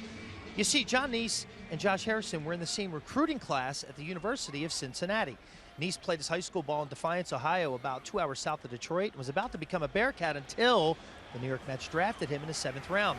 I asked Neese about it. He said it's a real tough decision to make for him at that age, but he wanted to get his pro career started. And when Josh first faced him, Greg and John in the big leagues, he said to himself, that name, John Neese, sounds familiar, before he realized who he was. Now 10 years later, here they are, trying to win a World Series together. Obviously not just the College World Series, the Big Boy World Series. There they are, Josh Harrison and John Neese. Jay Hay returned to Cincinnati on the Josh Harrison Day at his alma mater the other day at Marge Schott Stadium throughout the first pitch before game. Justin Upton struck out but reached on a wild pitch his first time and fouls this one off.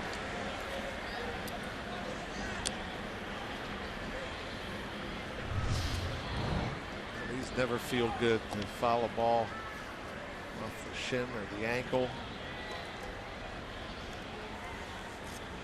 Ouch. Especially these lefties, especially like Neese, who like to cut the ball and run it towards the back foot of these right-handed batters.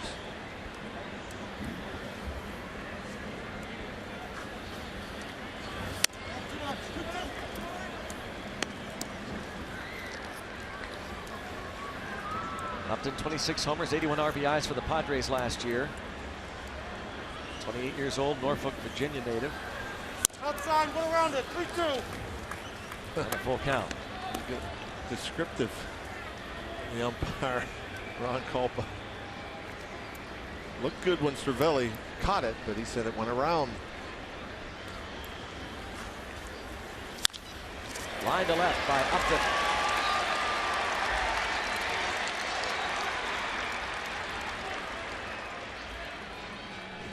Second hit. Castellanos homered with 2 outs in the second. Now it's Miguel Cabrera. Neese got him to bounce into an inning-ending double play in the first. John Neese made his big league debut back in 2008 with the Mets. Won 13 games 4 years ago.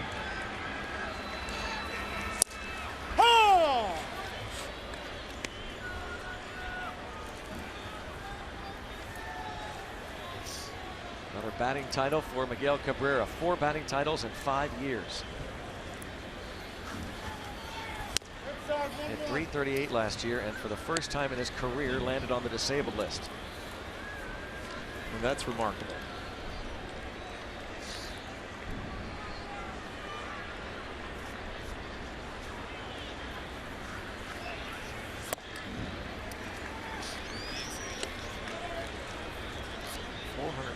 Career home runs, just 32 years old.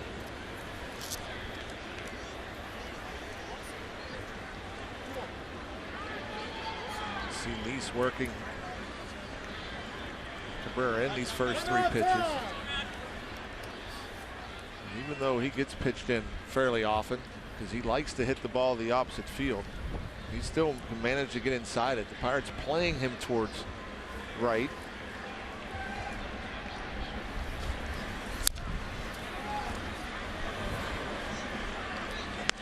2-2 on Miggy.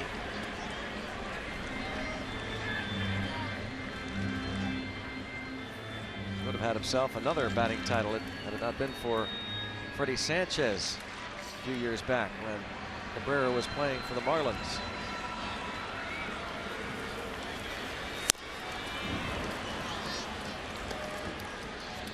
Can't do that too often. No, he reached back through a 4-seamer. A lot of pitches inside to Cabrera, the cutter, the breaking ball, and then he reared back and looked like he threw a 4-seamer past him on that outside corner.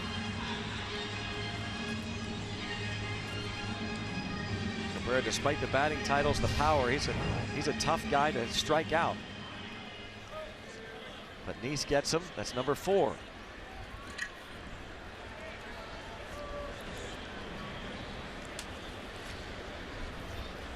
Victor Martinez bounced out to Jordy Mercer in his first AB.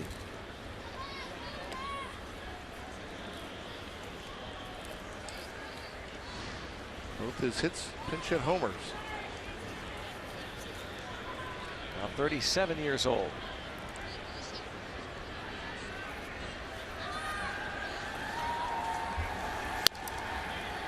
One of a bunch of players over the years that the 86-year-old owner Mike Ilitch has brought in after he suffered a season-ending knee injury and needed surgery. They signed Prince Fielder to a 9-year, $214 million deal. That was in January of 2012 as Martinez had to sit out. Right to the second baseman, but dropped by Harrison, and still Mercer has time to bobble, step away, throw on to complete the 4-6-3 double play. Plenty of time.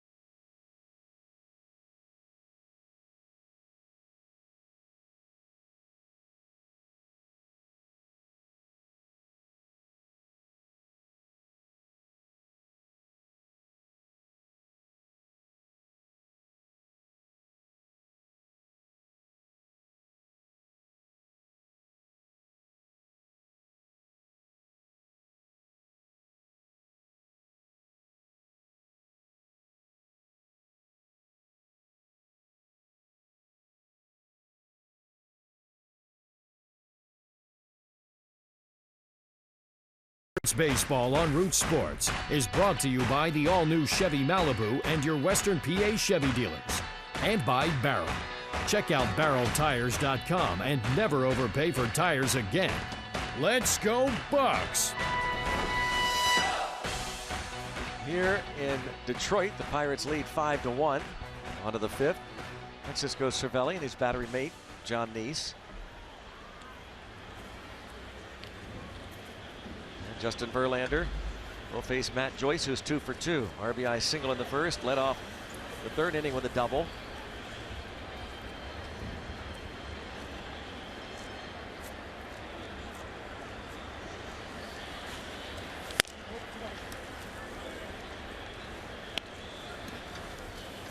Joyce, Marte, Cervelli, 3, 4, 5 in this batting order.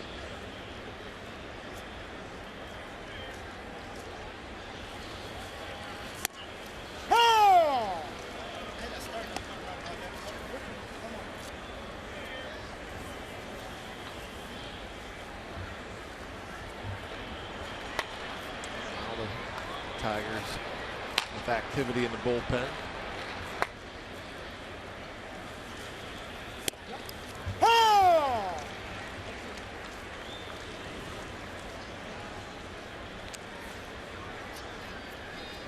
One ball, 2 strikes.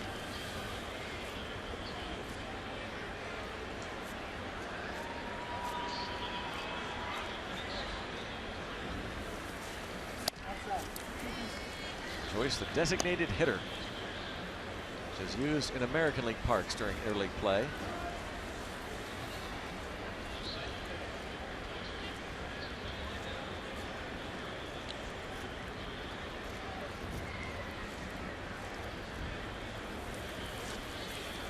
Inside, 3-2. Haven't seen that pitch as much. That slider for Verlander. That he started that one in off the plate. Good, right-handed pitcher throwing to lefties with 2 strikes. Sometimes if you start it in the zone, have it break down and out of the zone, you can get the swings.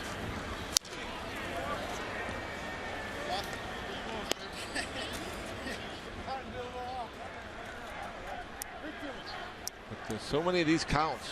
3 balls, 2 strikes. Pirate hitters all afternoon making Verlander work.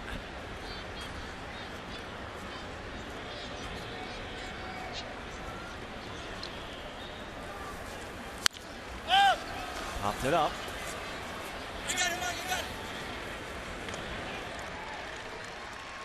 Iglesias makes the catch. James McCann, we're talking about those notes he was taking in the dugout. Speaking of notes, how about Stephen Brault, who's in the Pirates minor league system? We saw Brault at big league spring training in Bradenton. I knew this was going to happen. This was his scouting report. Check out my scouting report on Trevor Story from last year. Trevor Story, not bad.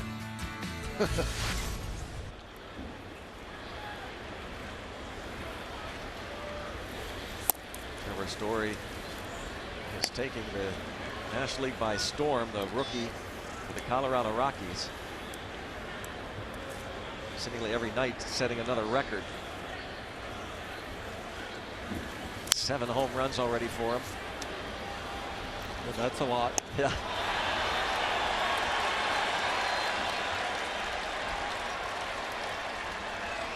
This guy's got 4 foul balls.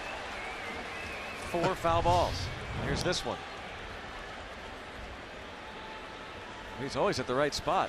Yeah, you got the. And then what's neat is he gives them away. Yeah. He doesn't keep. Right. Finds a kid.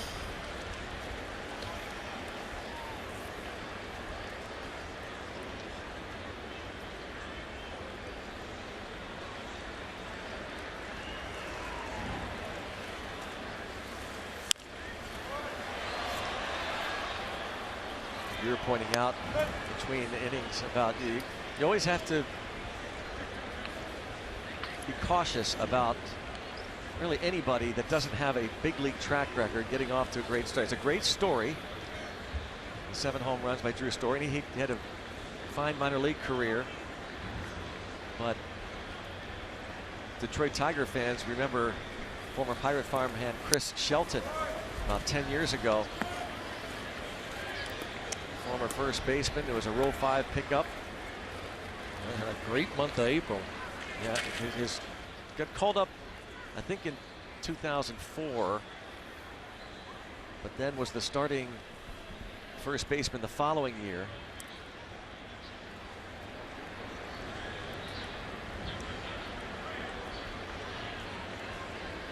Like 5 homers in 4 games to start that year. This ball hit well toward left. Marte's going to have himself a double. A 1-out double for Marte. So now every inning, the first 5 innings, the Pirates, either first or second batter of the inning, hits a double. And that was a slider. And on the inside part of the plate, Marte turns on it. And almost all of his breaking balls here today have been into righties or away to lefties. I mean, he's thrown a few that bounced out over towards the left-handed batter's box, but for the most part, the curveball, now the slider, left in. Strike on Cervelli. He has struck out, hit a sacrifice fly. Verlander over 100 pitches. Bullpen ready.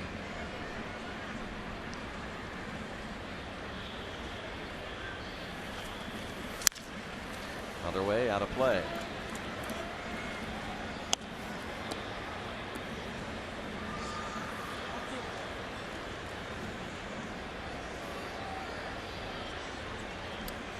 Pirates had 9 doubles coming into this game for the season. Their first 6. They've hit 5 already this afternoon against Verlander, who's again out in front, 0-2 on Cervelli. Just to finish up that Chris Shelton story, first baseman for the Tigers, had just a phenomenal start to the 2006 season. 9 homers his first 13 games. More than anybody in American League history to start the season. But couldn't keep up that pace. For the next month and a half, he would hit 2 home runs. Eventually was back down in the minor leagues. Didn't even make the Tigers 25-man roster the following spring.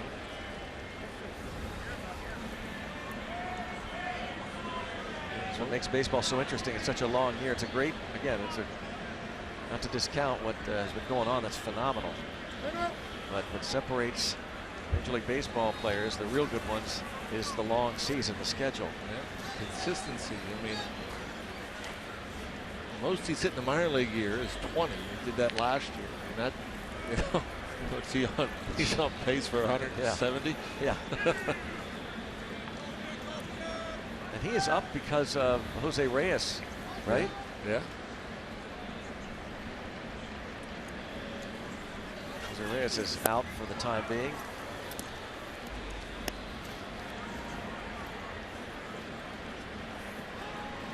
Two and two.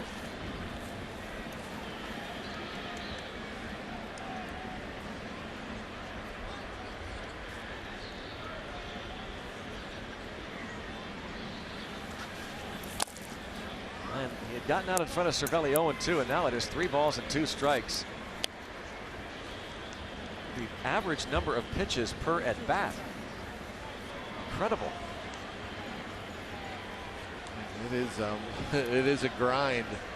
Yeah, it reminds me of, like, years back when you'd see the Red Sox and the Yankees, and their games would take 4+ hours at times because this is the way they went about their business, working the count. Another hit.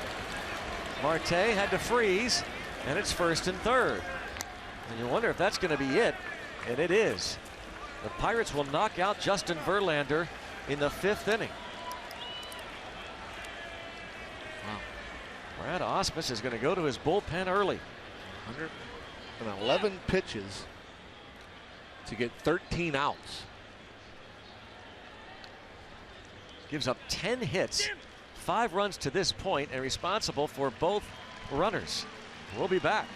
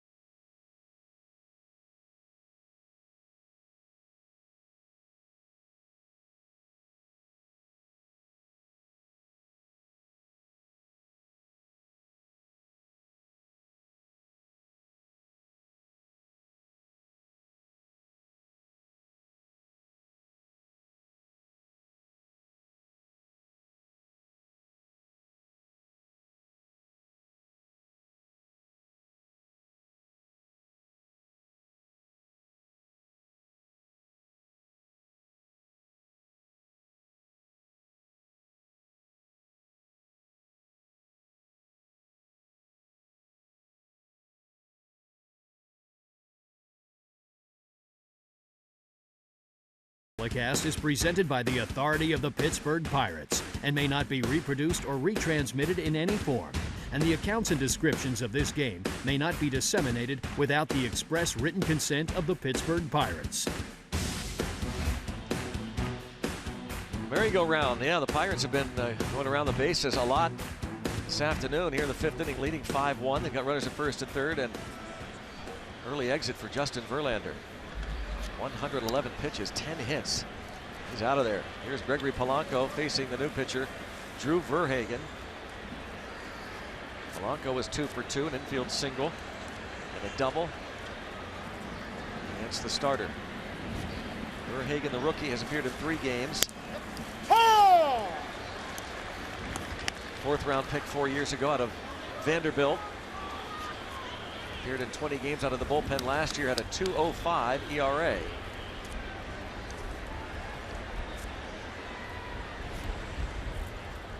Pretty good start. And past third into left. Gregory Polanco with an RBI double. The Bucks lead it 6-1. Keep it going. Again, we talked about it in the open. Polanco using the whole field. You know, he had a check swing base hit. He turned on a double down the right field line against Verlander. Look where this pitch is, well off the plate away. Stays on it. Just past the diving Castellanos.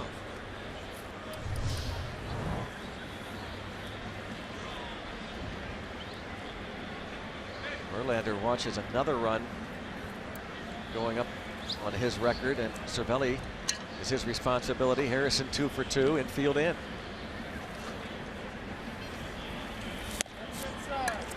Already the most Verlander has ever allowed against a National League club.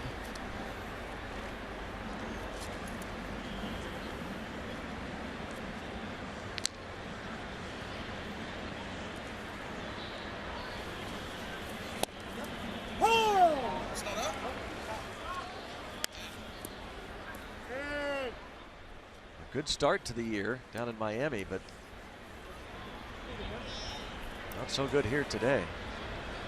Pirates seeing a lot of pitches. They came into this game averaging 4 pitches per plate appearance. It's the third best in the National League, third highest. Even better today, 4.83 pitches per plate appearance. It seems like it's been more than that, actually. I mean, we hear about 4 pitches per plate appearance. You don't think that that's that many.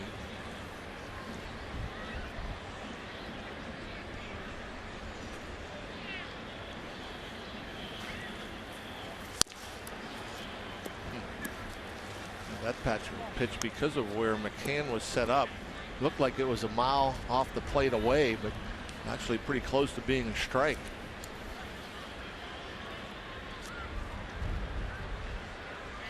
Actually was a strike. Bases are loaded with buccos for Sean Rodriguez.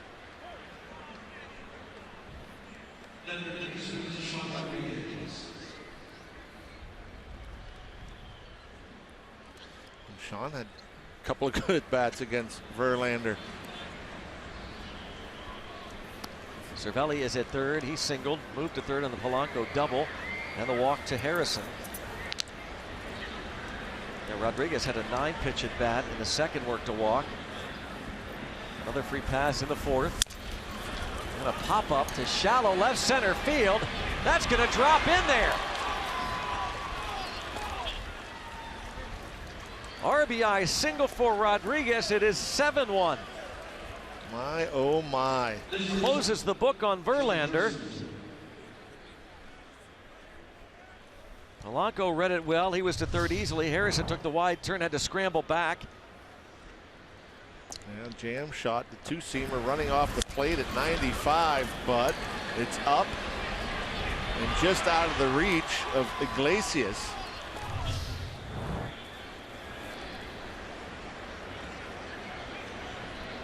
Everything going right today for the Pirates offense. Inside ball one. That does close the book. Verlander gives up 7 runs in a start for the 15th time in his career. Career high runs allowed by Justin Verlander, 8. That happened 4 times. Bucks tag him for 7.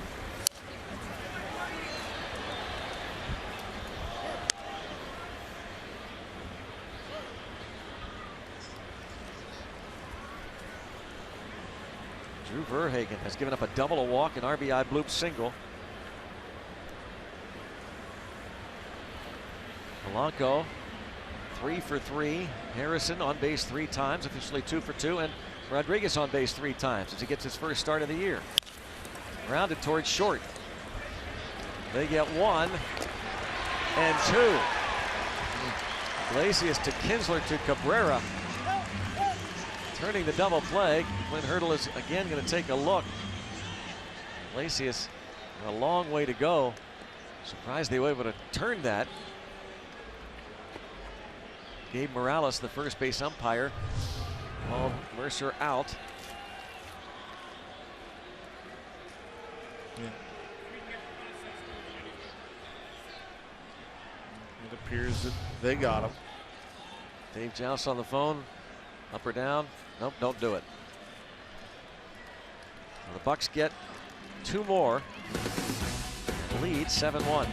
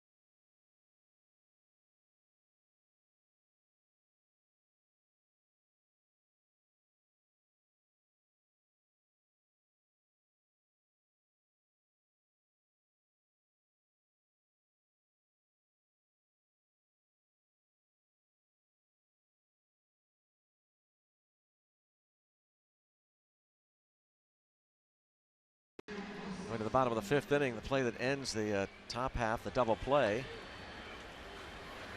Pirates actually were looking at that neighborhood play. Wow, that's out of the neighborhood by J.D. Martinez. Launches his first home run, leading off the 5th. A couple of solo homers here off of Nice. 7-2. Talked earlier about the cut fastball that's in on the righty, hard to keep fair. Somehow J.D. Martinez able to keep this one fair and hit it out of the ballpark. You'll see a lot of hitters that take this pitch and yank it foul, but the hands stay in. Good elevation. Good home runs. Another look at the home run by J.D. Martinez to make it 7-2. His first of the year, hit 38 last year. Tigers, 151 home runs last year. Good for 11th in the American League. 15 teams.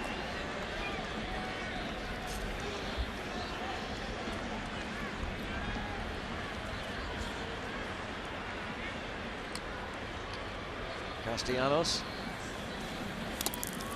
And an opposite field home run in the 2nd.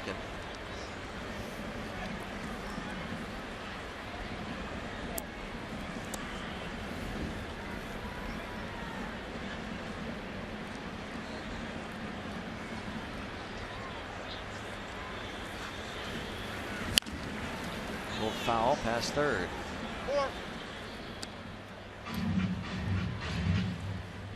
Again, here is the play that the Pirates were reviewing. Wanted to know if they wanted to challenge it. Did he have his foot on the bag? Kinsler. 2-2 the count. And gets the strikeout. It's number 5 for Nice.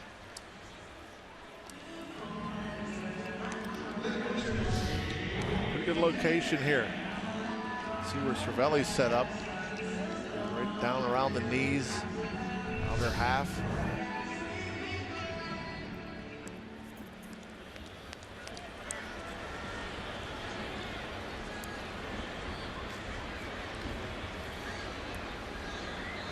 He faces James McCann.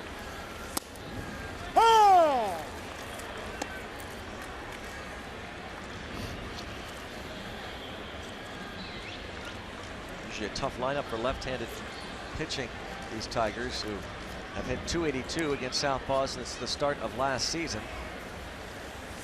That is the best mark in all of Major League Baseball. Marlins are next. They hit .274 against lefties.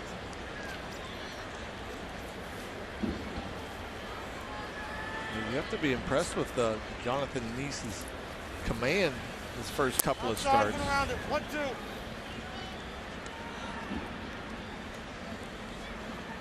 Just one free pass in his first 2 starts. Ray has to be happy about that. You know he is pleased. Great Pirates pitching coach, who points out that it's not just Ray Searage, but gets a lot of help from Euclides Rojas in that bullpen. Pirates have some others in the organization. Scott Ellerton is the special assistant, baseball operations. Scott Mitchell, the pitching coordinator. There was a lot of talk about losing Jim Benedict in a trade with the Marlins. But there are a bunch of people in this organization, including that man, Yuki Rojas, who have helped with the pitching staffs. Nice little play by Harrison, and the pick on the other end by Jaso, and the collision at first base. And is McCann okay? Jaso gets up right away. What a play by Harrison and Jaso on the other end. Boy, that was some kind of play. We're hoping, you never hope somebody get injured. That could get ugly over there. Collisions at first base. Good to see McCann on his feet. Hopefully nothing serious. But really nowhere for him to go after Jaso made that catch. Watch how far Harrison goes to get this. And the angle, he starts to go deeper and deeper just to get himself in a position to get a good hop.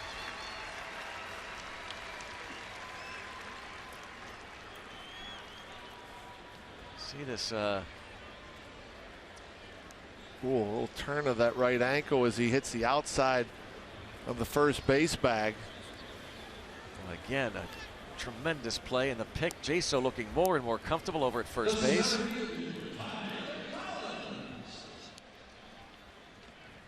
McCann walks off the field without needing assistance. Well, Jaso could have gotten the worst of that. Yeah.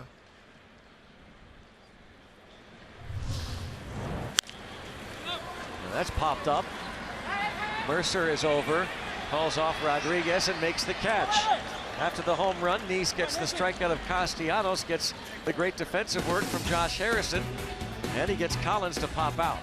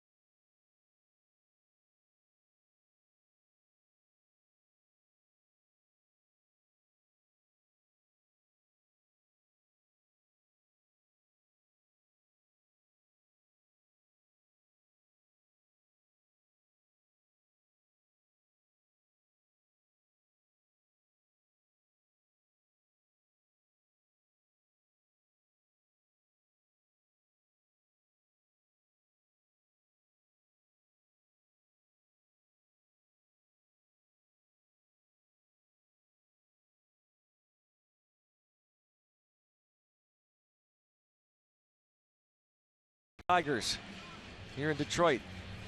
New catcher is Jared Saltalamacchia.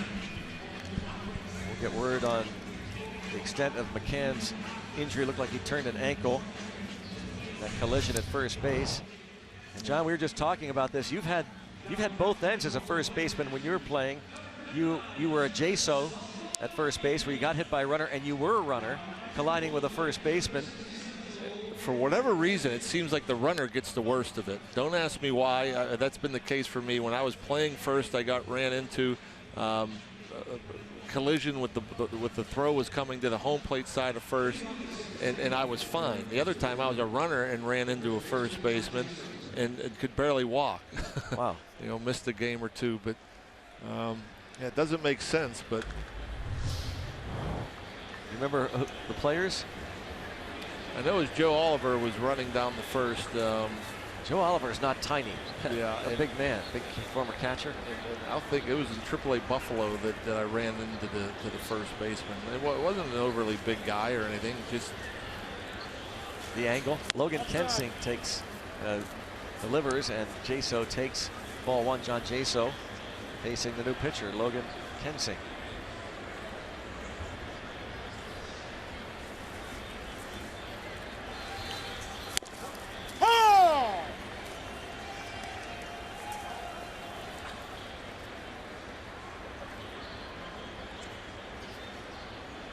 Whoa. Called that a strike. That pitch is way off the plate. And now he makes up for it by calling that one a ball. Tremendous play by Josh Harrison. And that was a great play. I mean, the instincts, you can't teach that. The angle was the difference. How deep he went into right. And obviously that's not an easy throw to make once you wheel around and try to pick up the first baseman. And that was a nice little play, I mean, by John Jaso as well. That's a tough angle to receive a ball. He goes the other way again, and he's got another hit. John Jaso. A productive afternoon with a couple of hits, a double to left. He lined out deep to left center field. His second at bat, a sacrifice fly to left center field, a 10-pitch at bat against Verlander in the fourth.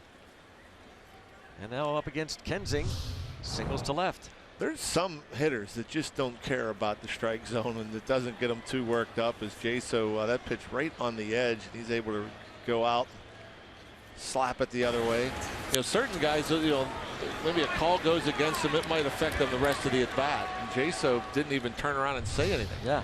Like, He's kind of smiled. So what? Well, McCutchen wants to get on the hit parade here. His teammates have all 13 hits. The only man in the lineup without at least a hit is Andrew McCutchen. His fly to center, popped to third, and lined out to left center.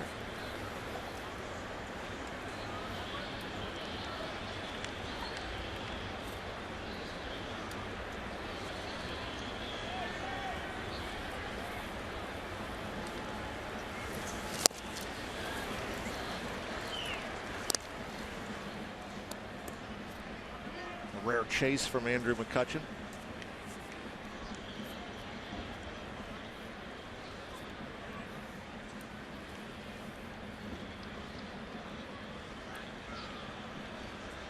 Logan Kensing, who spent the 2012 season pitching in the Pirates minor leagues, bounced around a handful of organizations over the years. 1-2. Saltalamacchia now behind the plate.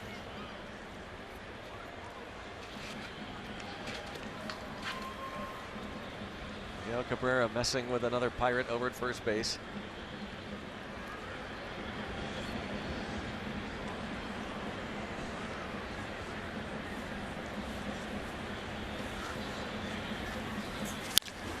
And a liner towards center field. That's going to drop in. So Andrew McCutchen joins the hit parade. Why not? You know, so long you can keep Andrew McCutchen from driving the ball. And again, the hands inside. That's been the neat approach here this afternoon. I mean, that's a pitch. It's inside. You see the hands come to the ball first.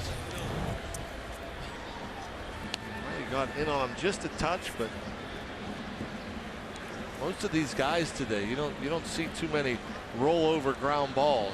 You've seen for the most part guys driving the ball up the middle the other way. Matt Joyce, 2 for 3. He drove the ball the other way, a single to left that brought in the first run of the game. His first Pirate RBI. Then he doubled to start the third, doubled to right, and scored the 4th run. Led off last inning and fouled out. 2 on, no one out in the 6th.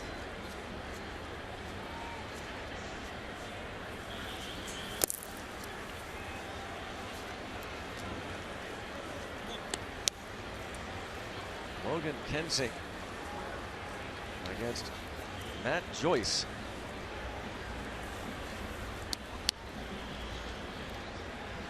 Joyce, one of 6 Pirates doubles. Last time they had 6 doubles in a game on the road was in 2011 against Arizona. And it's early. Yeah.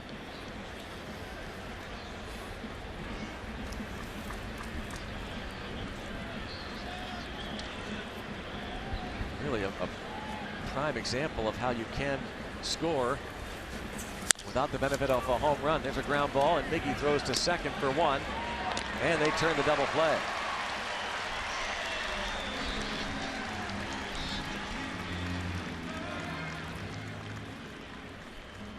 Kensing obviously happy about the result there. As Cabrera decides to go with the 270-degree turn and throw. Didn't really set himself up for that one very well. Normally you try to get your body angled as you're catching it.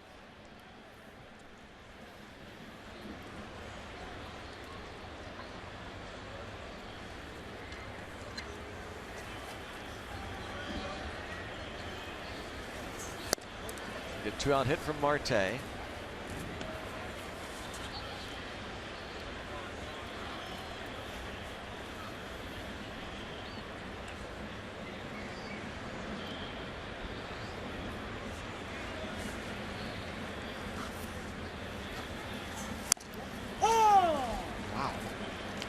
That's another pitch off the plate, and on the inside part of the plate, you shouldn't miss these calls.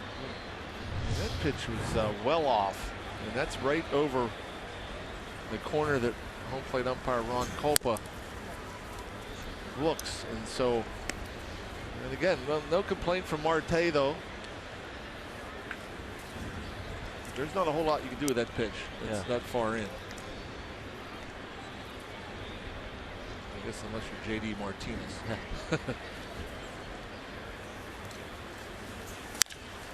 It's under that one. And he knows he just missed sending that one a long way. Collins will make the catch. First inning in which the Pirates don't score a run, lead 7-2.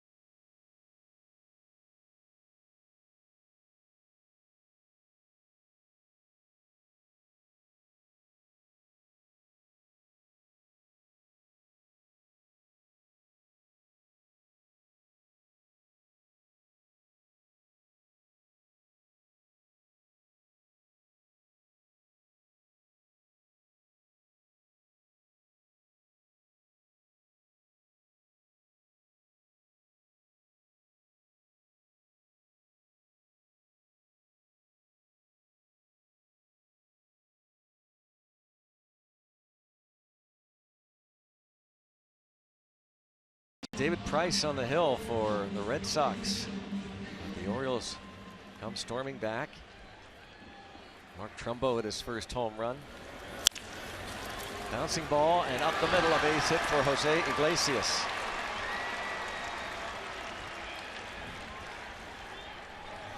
Iglesias off to a good start, finding a hole. Pretty amazing that this game's over 2 hours old. He only had one at bat until then. There were four Pirate batters with 4 plate appearances. But that baseball oddity. Yeah. Ian Kinsler has lined out and struck out.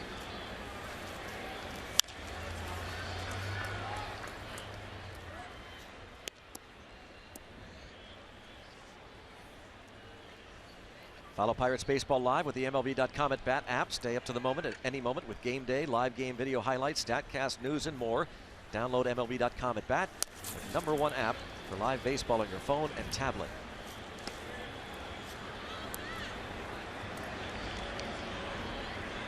Young Pirates fan hoping to see the Bucks hold on to this lead and get back in the win column. This interleague series that will continue tomorrow afternoon and then on to PNC Park Wednesday night. The other way, Polanco.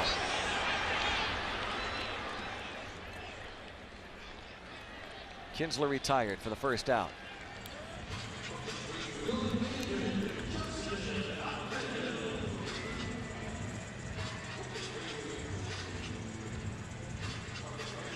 For John Neese, this is his second start in a Pirates uniform. He went up against the Cardinals 6 days ago, went 5 innings, 5 runs, 4 earned, walked 1, struck out 7, 5 hits. Didn't get great defense behind him. He has got outstanding defense this afternoon, but not as if there have been really all that many difficult chances for his defenders. He's been on the mark. He's given up 2 solo homers.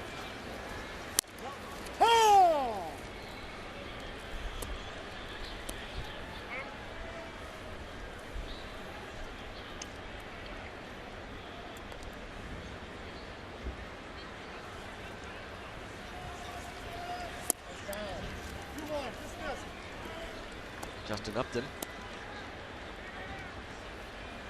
Last time up singled, first time up he struck out but went to first on a wild pitch.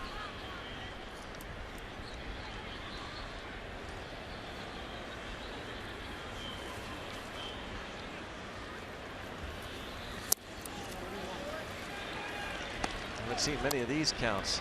No, not many 3-ball counts at all.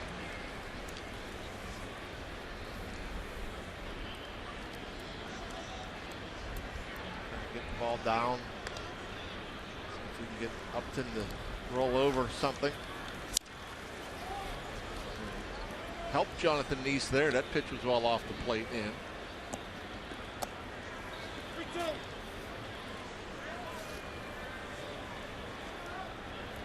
This has been a nemesis over the years for Neese. Upton, an average over 350 in his career against him.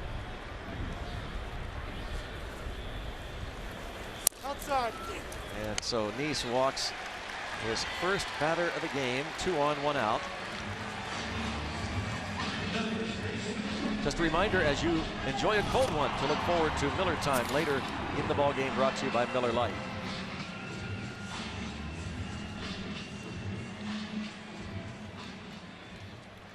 Miguel Cabrera coming to the plate. 2 on and 1 out.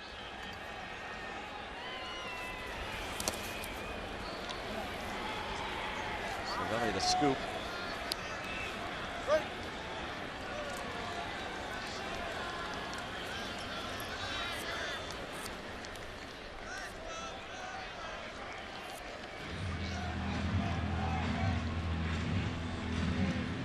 An important part of this ball game with Cabrera at the plate, 2 on. He can get the Tigers right back in it.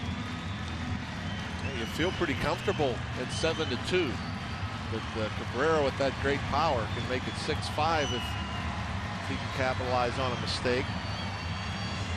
Because of all the games missed last year, and on the DL for the first time, missed 43 games.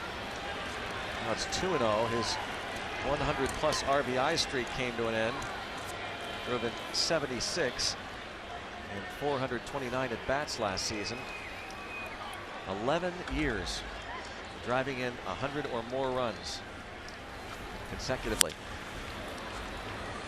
There are some guys that just drive in runs, and they're more comfortable in RBI situations than they are any other time if they're at the plate. We've been talking a lot about hitting with runners in scoring position after the weekend in Cincy. Ground ball off the glove of Mercer, took a wicked hop, and it's 7-3. A double play ball, but it takes a tough hop on Mercer. Yeah, as hard as that ball's hit, there's not a whole lot you can do with it.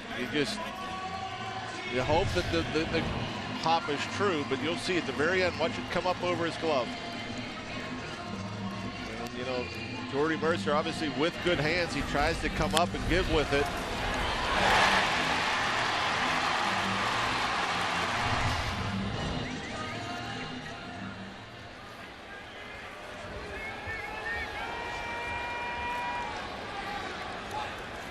There's Victor Martinez.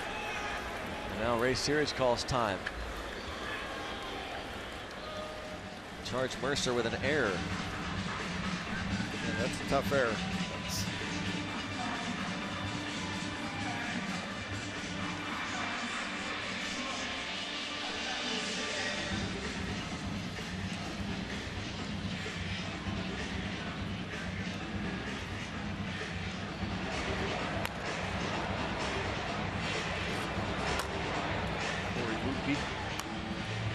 Ray Searage trying to buy him some time to get loose.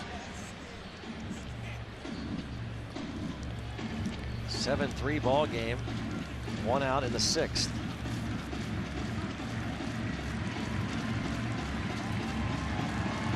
Victor Martinez has grounded to short and bounced into a 4-6-3 double play.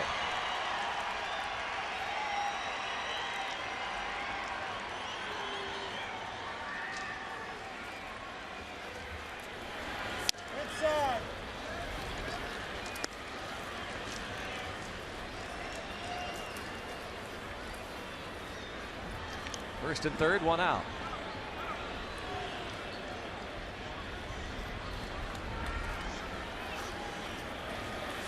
And 2-0 on Martinez. Another experienced guy that's been very productive driving in runs. I was starting to say with Cabrera up there, and the struggles the Pirates had in Cincy with runners in scoring position. That happens from time to time. Sometimes it's the pitching. But the Pirates relatively inexperienced in the middle of their lineup.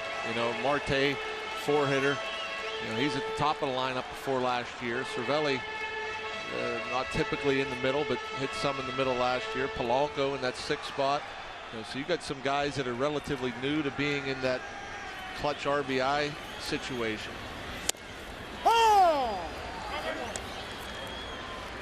Guys like Miguel Cabrera, Victor Martinez,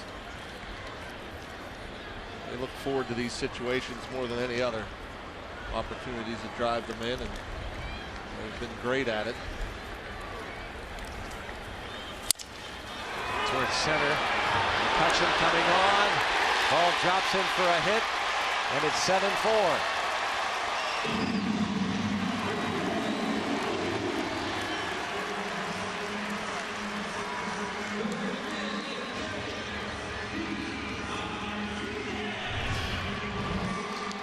Executed a pretty good pitch, another cutter that ran in just above the belt, and he muscles it out there.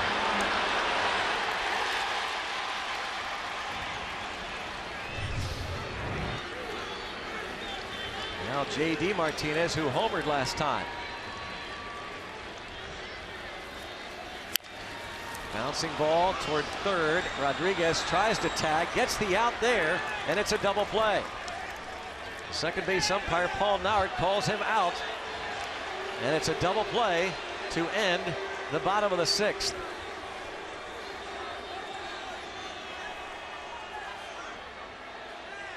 Well, the only thing about that, I wish the Pirates had just continued. This is something that is not discussed a lot in baseball. But Harrison, you almost need to go ahead and follow through and throw to first. Yeah, exactly. In case this is overturned, and it might be. Yeah. So here you get an out. Harrison needs to throw to first. But he hears the double play, so he figures that's it. And that's where, I guess, we haven't seen this happen a whole bunch of times, but when you're calling, when an umpire calls the guy out, obviously J-Hay hears them call him out, so he may have gone to third even, instead of just going to first, to try and get Cabrera, who avoided the tag. And maybe this is what they're discussing, because he's called out, he ended the play.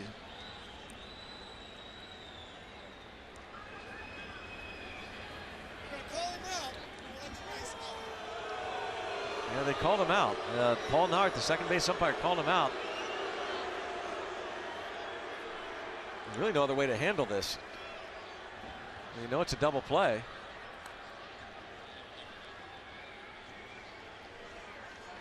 But they're going to challenge.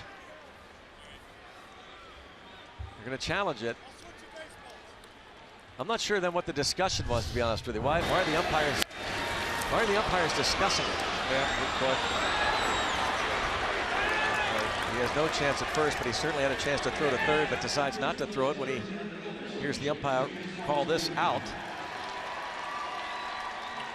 Actually, I don't think he had a play at third either, because look where Rodriguez is. And so he wanted to throw it that way, but there wasn't anybody there.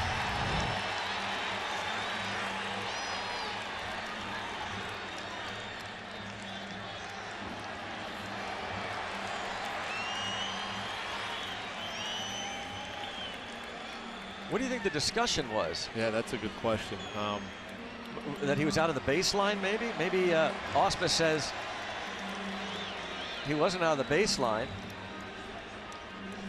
Or was he? But they're probably checking on the tag. That may have been the discussion. Where was the discussion that he was tagged, or was he out of the baseline? Jerry Meals is the crew chief. Headset on. Paul Nart, the umpire at second, called it.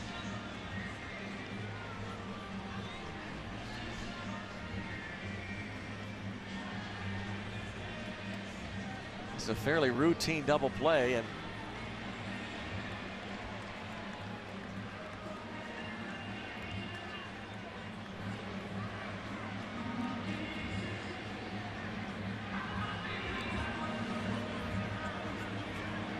the replay, it looked as though Rodriguez did not make the tag, but the umpire called him out.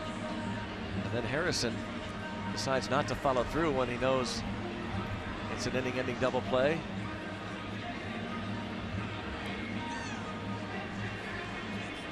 Kind of surprising this hasn't happened more often. You just, keep going, even though it's like a fourth out. Exactly. And here's the call. Safe. Jerry Meals calls Cabrera safe, even though they ruled initially he was out.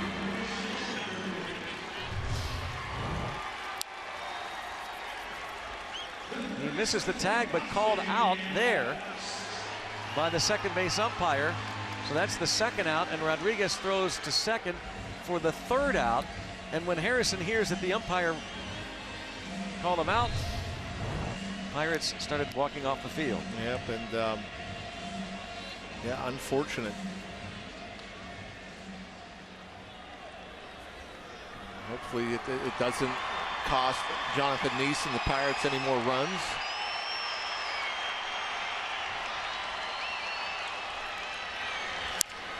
Fly ball to center field, McCutcheon. And there's the fourth out of the sixth inning. 7-4, Pirates.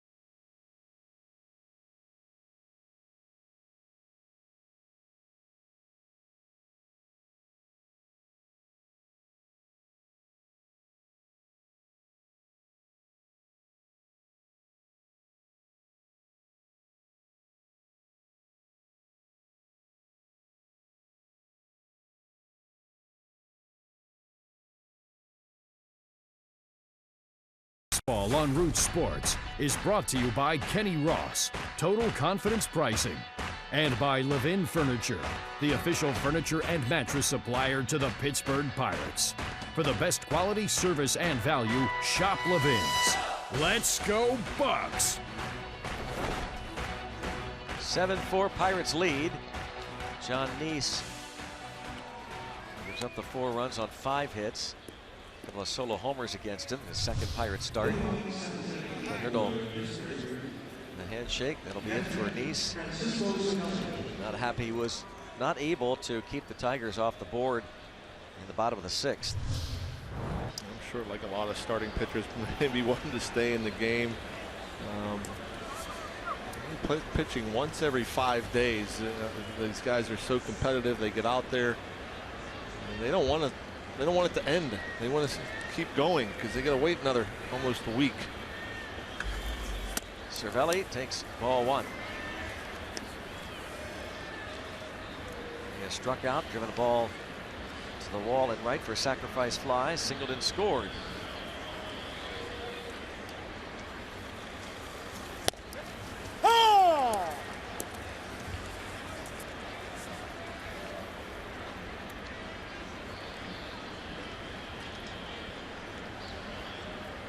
Logan Kensing gave up a couple of hits, no runs in the 6th.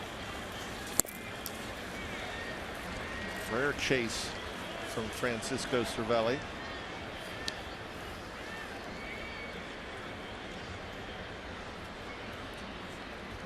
Cervelli and the Bucks return to PNC Park Wednesday night, 7:05, and then Thursday afternoon, the first matinee weekday game. And then 3 with the Brewers. Pirates head out on a 10-game road trip following this 5-game homestand that starts Wednesday night.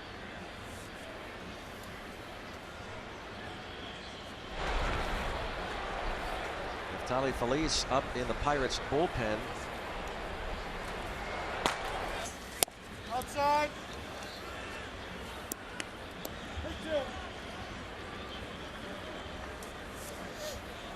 Clint Hurdle has gone to Tony Watson a couple of times for the 7th and Feliz in the 8th, depending on matchups.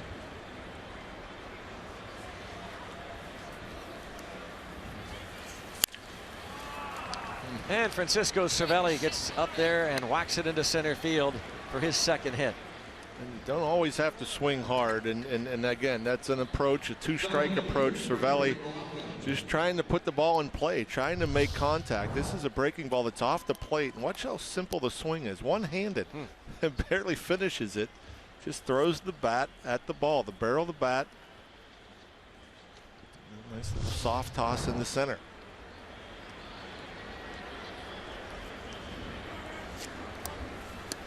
So he's aboard another base hit for the Pirates.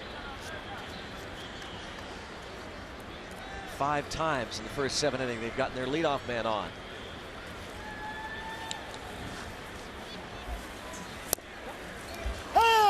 This guy at the plate is 3 for 3. Gregory Polanco, a pair of doubles.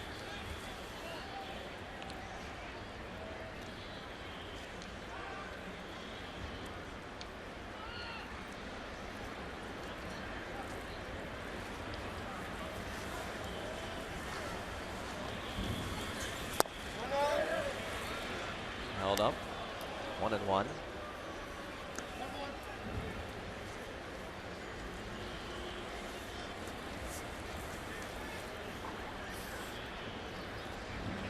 So patient, seeing the ball so well.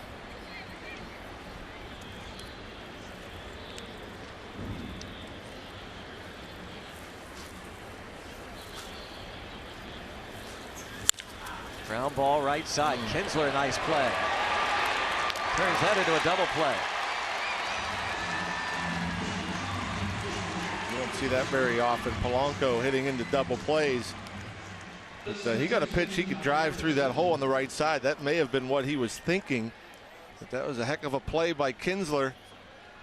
And because it was hit so hard, they had enough time, barely enough time to turn 2.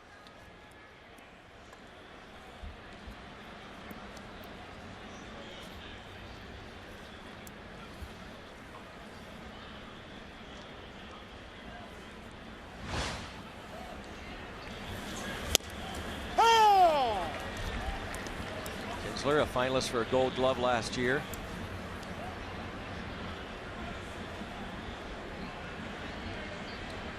Cervelli back to put on his catcher's equipment. And Harrison lines it to Kinsler for the last out. 7-4 Pirates.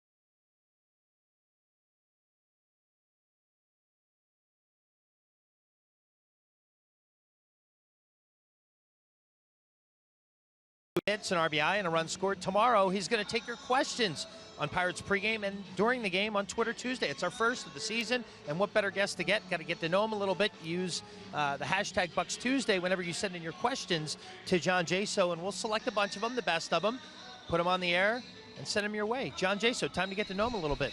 Greg and John. And I imagine Robbie will ask John about the Instagram shot that Mark Melanson sent out. Point Park University presents this. His daughter Brooklyn watching the Pirate game the other day, and Mark Melanson says, my 4-year-old might be related? Question mark. Hashtag bad hair day. Hashtag bedhead.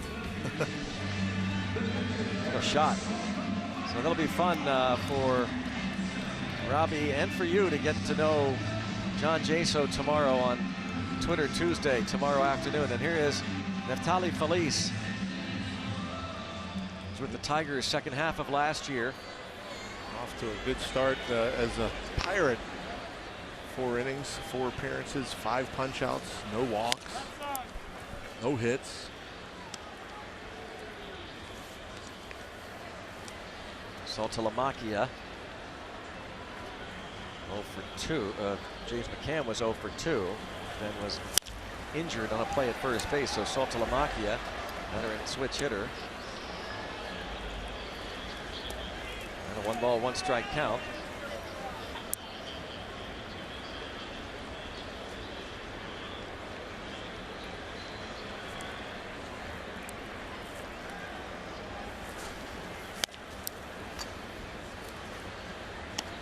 Former teammates in Texas, Saltalamacchia and Feliz. 3 infielders on the right side. Sean Rodriguez leaves his third base position, goes over towards second. 3-1. Feliz let go by Texas last summer. Signed as a free agent by Detroit in July, and in 30 games with the Tigers had a .762 ERA. The former Rangers closer, coming back from Tommy John surgery a few years back. Good pitch there at the bottom of the zone.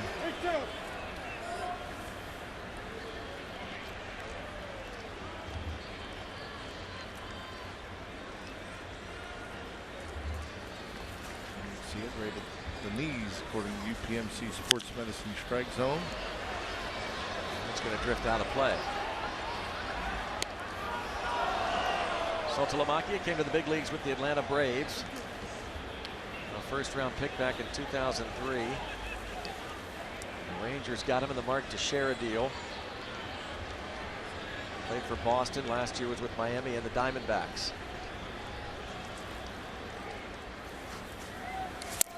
And Feliz comes back to get him.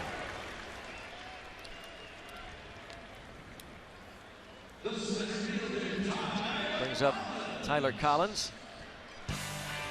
Free Shirt Friday comes up this Friday. First of a 3-game series with the Brewers. First 20,000 fans get a Pirates t-shirt. Go to Pirates.com/Free Shirt Friday. This coming Friday, Starling Marte was modeling that. Inside. A lot of road games, not many home games to go to the first month and a half of the season. Just look, May 16th. May 16th will be just our 15th home game. 10 games in April at PNC Park. Friday night's Free Shirt Friday.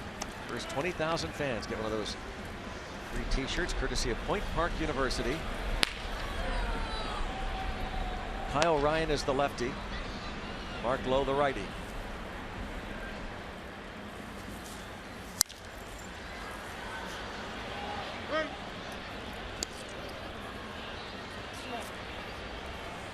Two-one count on Collins. Mentioned Cameron Maben out since March 25th with a wrist fracture. Tyler Collins, 6th-round pick in 2011, holding down the fort.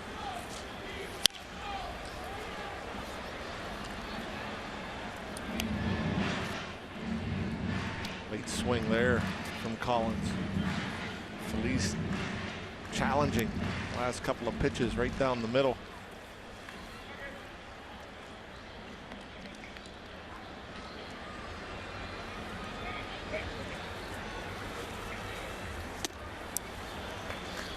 Breaking ball. Got away from him. Tali Feliz saved 40 games for the Rangers 6 years ago. American League All-Star, Rookie of the Year.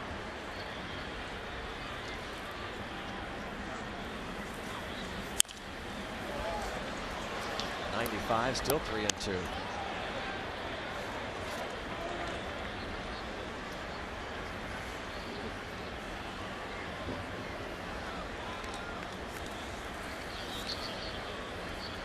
Collins out of Howard College in Big Spring, Texas, a community college there. Another foul out of play. Changing speed with the fastball from 92 to 95 in this at bat. He's putting on his best Pirate impersonation here.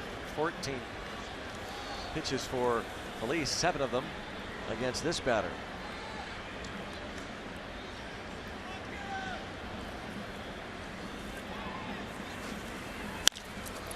And Feliz will get him. McCutchen. Whoa. Marte was kind of camped out underneath it. The wind is kind of taking the ball towards left field, blowing from right to left. And you've heard many times center fielder takes priority. So Andrew running over, calls off Starling.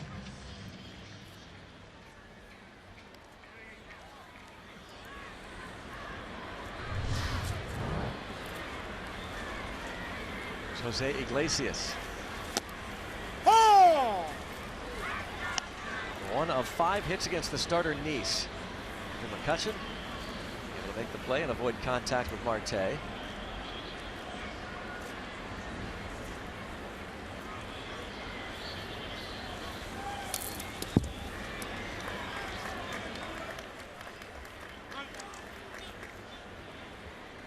Iglesias hit .300 last year. Cuban defector came over from the Red Sox 3 years ago.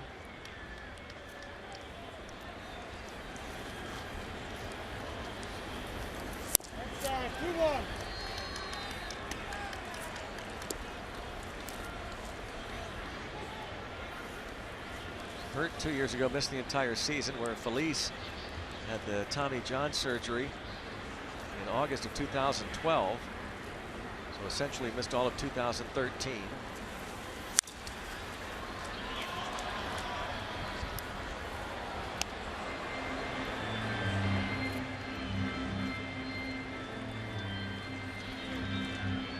Two and two on Jose Iglesias. Pittsburgh up 7-4.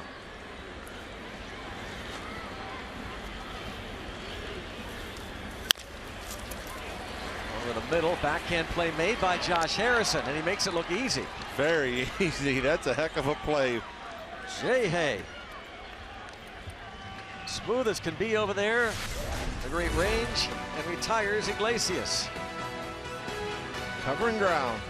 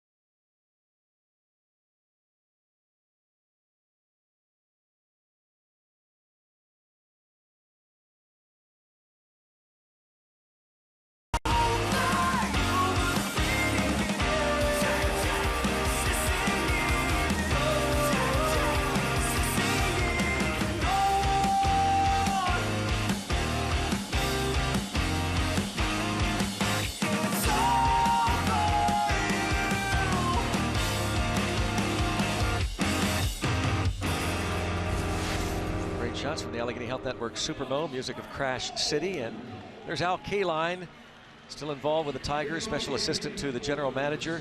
His 64th year with the Tigers. The Hall of Famer, Mr. Tiger. Tremendous playing career, 26 years as a color commentator for Tigers television. Seated in one of the suites here. All 22 years of his playing career with Detroit. And Ty Cobb, the longest tenured Tigers. 22 years. Mark Lowe, a new Tiger. And a veteran, just a couple of appearances, a .450 ERA. Outside.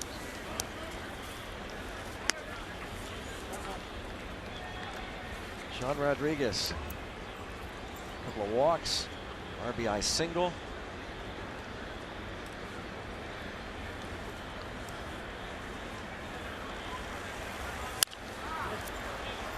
In the air to right, J.D. Martinez. One out. Check out the Nissan road ahead. The rest of this 4-game series, the 2-2. Tomorrow afternoon here, Juan Nicasio makes his second Pirate start.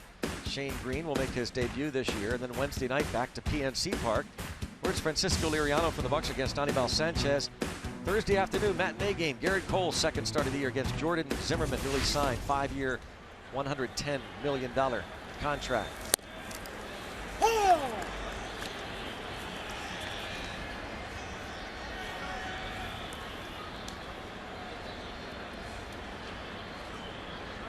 Stewart seated between Garrett Cole and Jeff Locke. His first Pirate home run his career yesterday.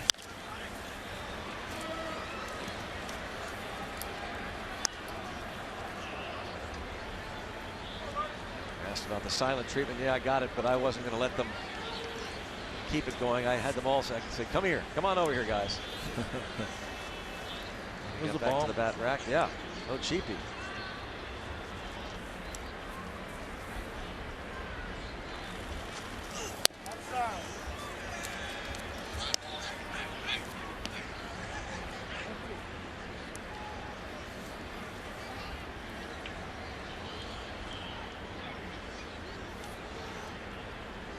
Mercer bounced into a double play in the fifth, but a two-run single in the second was huge. Outside. Off of Verlander. Pirates had loaded the bases with one out, and Mercer got up there and lined a single past Verlander to give the Pirates a 3-0 lead. Tony Watson will be pitching for the Pirates in the bottom of the eighth.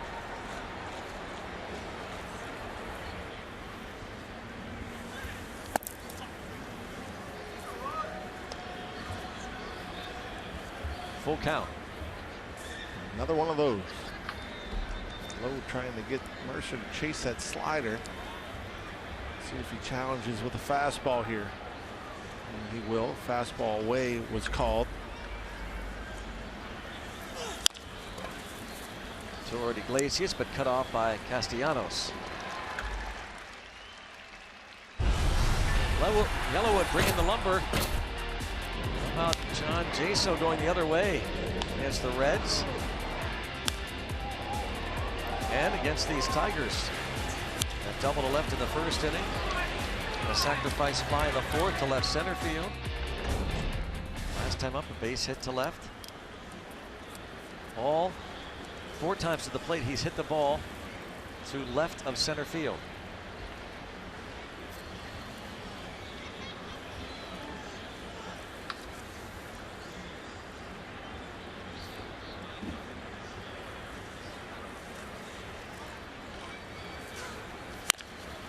Time he pulls it foul.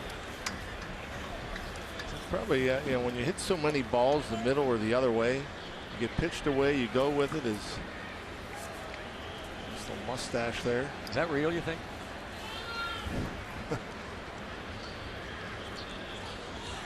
He had to almost go up there thinking, well, they got to pound me in this at bat.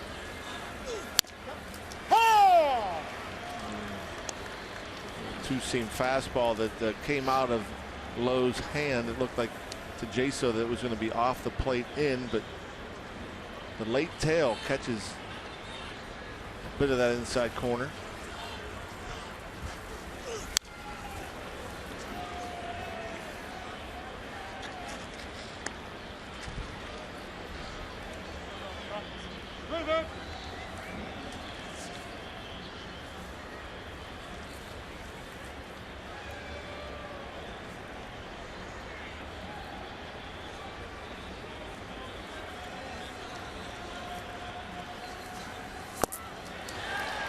On strikes.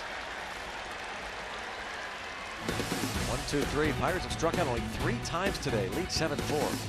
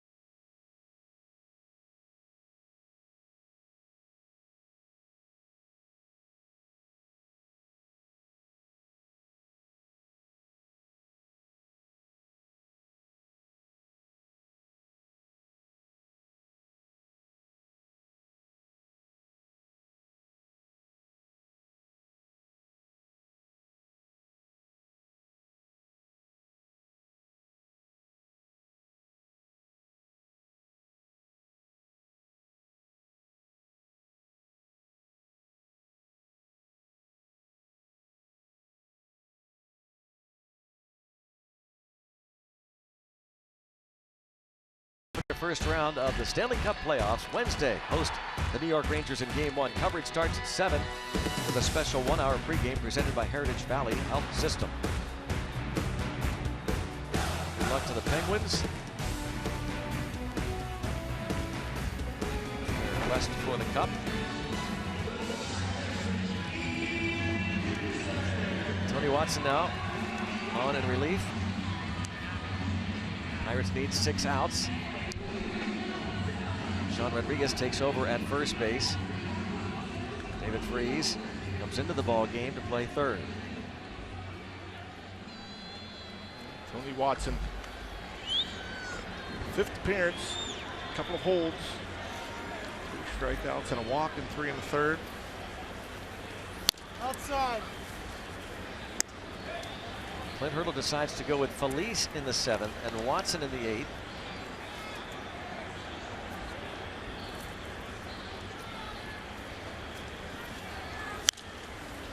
Popped up, headed for the seats. Rodriguez has room though. Ball came back for him, 1 out. A lot of room and foul ground here at Comerica Park. Easy play for Estrada.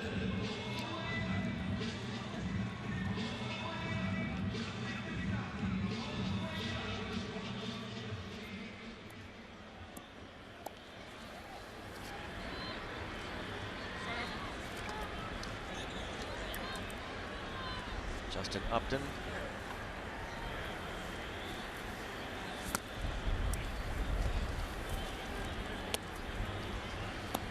I wonder if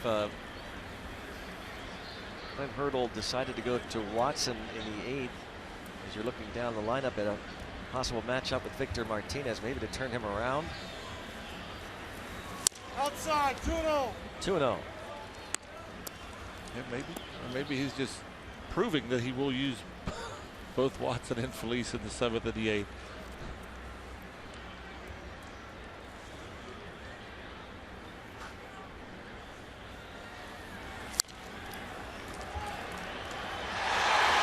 Did he catch another one? 5. That's unbelievable. He's got 5. 5. Count them. Oh, man. He's got the spot down. Oh, yeah. He has a chair back behind in that section, and then he takes off. As soon as he sees the foul ball, he jumps up and chases every foul ball down in that area.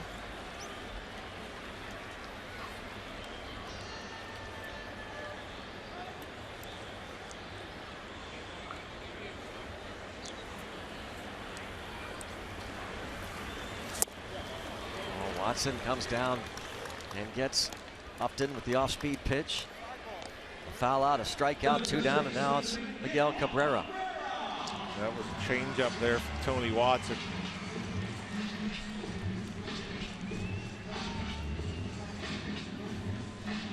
Five foul balls.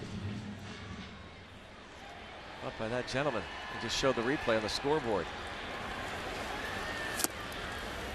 Now Cabrera.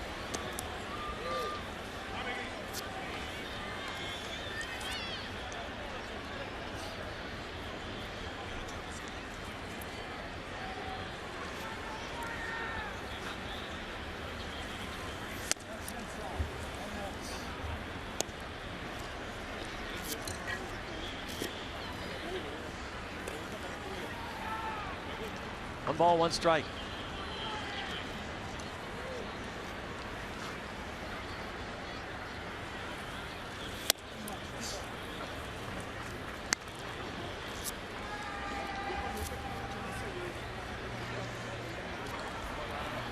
Justin Wilson up in the Detroit bullpen. With Kyle Ryan. Didn't know if we'd have that camera today. Good to see the bullpen and then hear the sound of the mitts popping.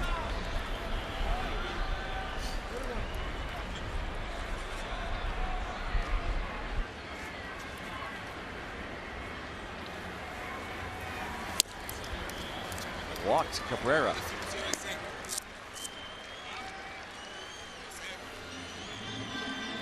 rare to see Tony Watson not challenge, and the fastball is so explosive. Throws it the majority of the time. But careful with Cabrera trying to get him out in front on a changeup. So this is the matchup, perhaps. To Martinez, more power from the left side.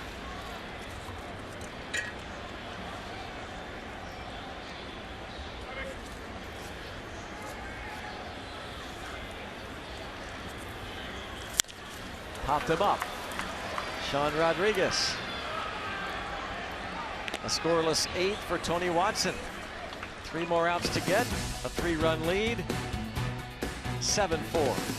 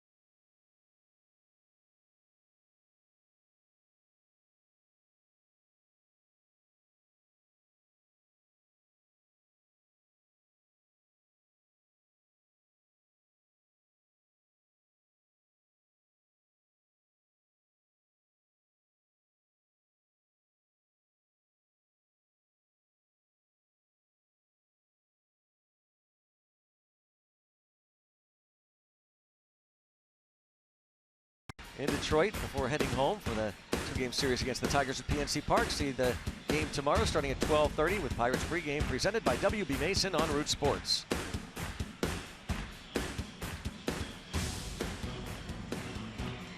Tally Feliz and Tony Watson discuss their 2 scoreless innings. Francisco Liriano talking to Juan Nicasio. And Tiger fans hoping for a rally in the bottom of the 9th. Meanwhile, the Buccos kind of a business-like approach to today's action, saying a lot of pitches and collecting a total of 15 hits and only striking out 3 times in this ball game. Only 6 times last year did they go through games striking out only 3 times. Here's Kyle Ryan, 24-year-old from Auburndale, Florida.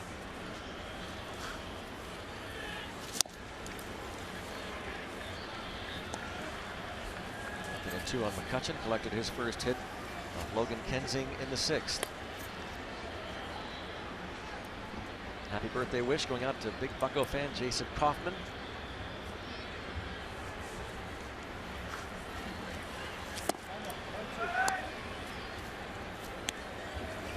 On a 2 on McCutchen, Joyce to follow. Or Morris rather. He's going to pinch hit for Joyce against this lefty, Kyle Ryan. 2-2.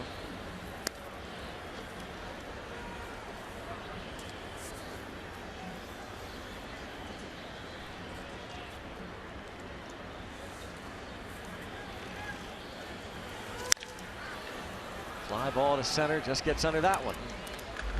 It has been a number of pitches that he has just missed the last couple of days. Skied a couple in Cincy yesterday, and he just got under again today. And he's creating the backspin, just getting under it.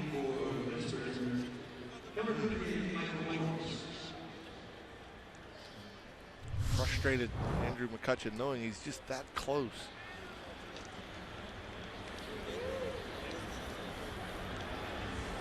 Mark Melanson, it's a save situation as things stand right now. Inside. Michael Morse.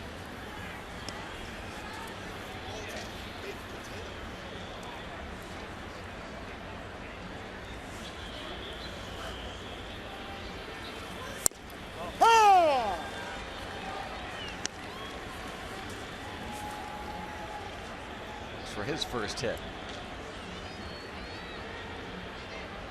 Limited to pinch hitting duties. Fights it off, but rolls it to Castellanos with a second out. Matt Joyce was 2 for 4, picked up his first Pirate RBI with an opposite field single in the first. Also doubled and scored, so Clint Hurdle pushing the right buttons. So Sean Rodriguez, big part of the offense today.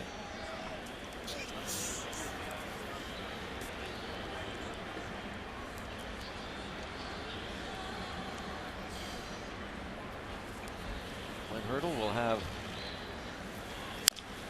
Juan Nicasio go tomorrow. And the anticipated debut of Nicasio last week at PNC Park. Get the feeling people are looking forward to more and more. That stuff, that arm is pretty impressive. A broken bat, fly ball to left field, and Starling Marte with his second hit.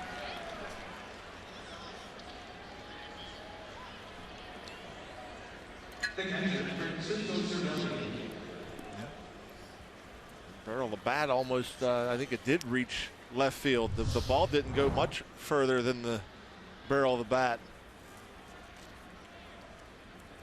Died a winner.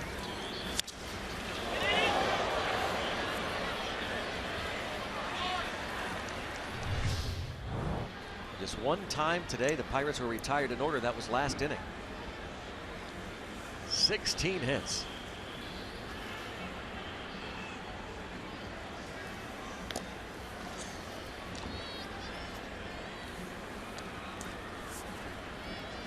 This is known as a pitcher's park. Don't tell the Pirates that the last couple games here at Comerica. Going back to last season, the Pirates swept the Tigers in 3 games.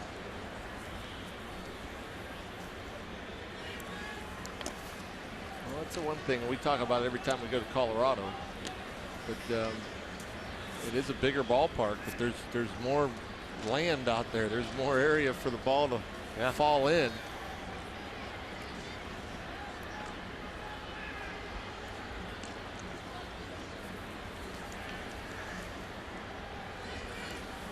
Pirates leading here 7-4. They won in 14 innings at the end of June last year, 5-4. The next night, A.J. Burnett beat Alfredo Simon 9-3. And Francisco Liriano beat Kyle Ryan, who's on the mound now, 8-4. Pulled foul.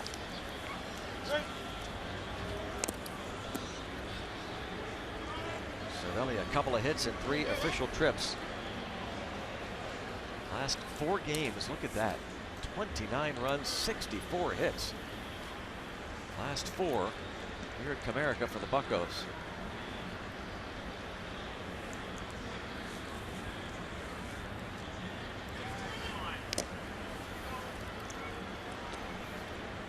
Marte may have been looking to draw a throw there to see if Ryan could adjust after he lifts that right leg, because he kind of bluffed, made a motion with his right arm as if maybe he was going to take off. Line to right field for Cervelli. Francisco Cervelli has 3 hits.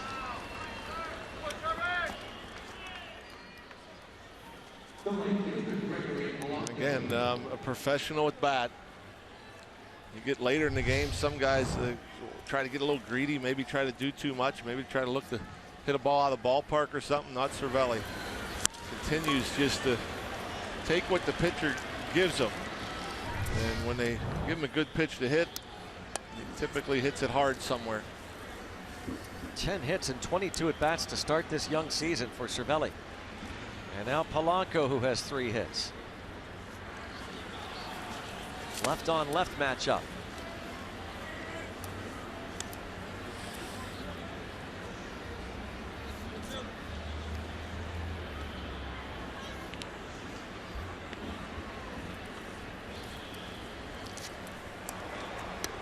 The Pirates score a couple. Corey Lupke would pitch. Chance that Melanson would still pitch even for 4 runs, but Inside.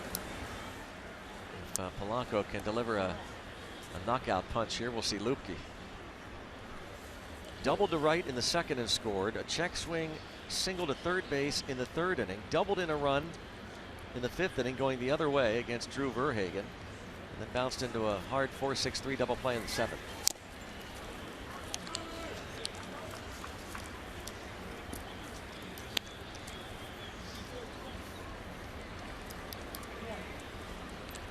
Year-old from Santo Domingo in the Dominican Republic.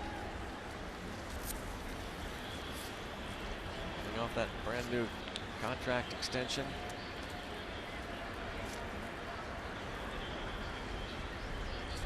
His 2nd full year in the major leagues. And still, John, that patient approach even against a left-hander. Yeah, he's seeing the ball extremely well. We've heard Clint Hurdle talk about Polanco, and you know how, as Clint Hurdle put it, he gets rotational at times, meaning you know the top half gets a little too closed, then he comes around the ball. Well, now it's all hands. And look at this into center field. It's going to be a line drive out for Gregory Polanco. He lines it to Collins. And the Pirates lead it by 3, and it will be Mark Melanson coming on to try and save it.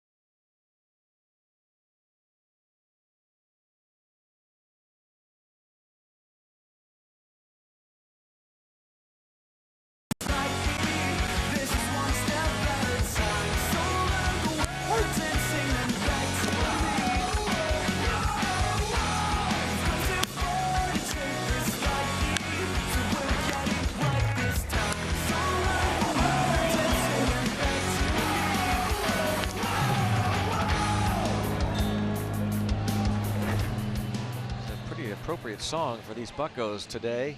Crash City, 1 step at a time. Leading this one 7-4. Here's Mark Melanson. Mark Melanson looking for his 3rd save. Perfect 2 for 2. For him, the ERA at 2.70, a bit high. And he's given up a run so far here in 2016. Just 1 strikeout, 3 1/3.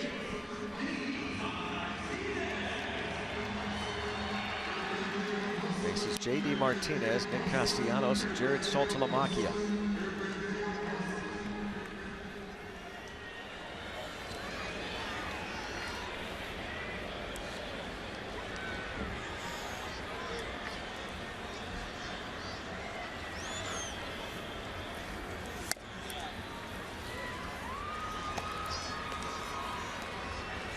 Martinez homered in the 5th off of starter John Neese.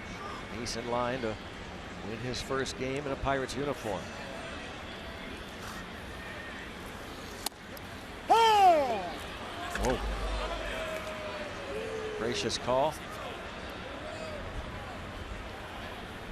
There's been a few conversations with Ron Culpa tonight. Again, that one on off the inside edge by quite a bit. And a base hit to start the ninth.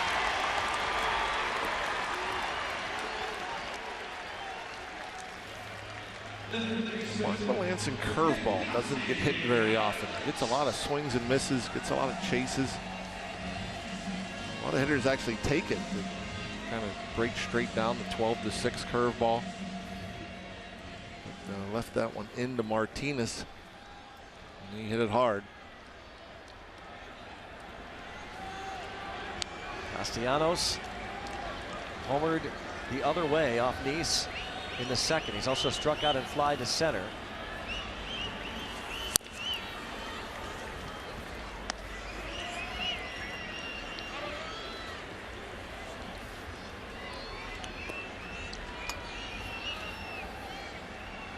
John Neese went 6, gave up 4 runs on 5 hits, a walk, struck out 5. Neftali Feliz, a 1-2-3-7. Tony Watson, a scoreless 8.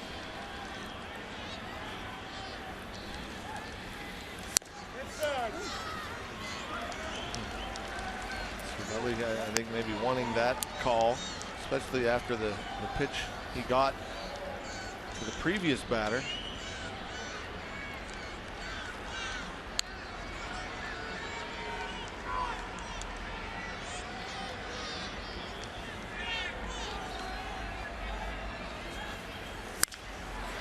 Line to 3rd, Freeze to 1st, and they double up J.D. Martinez.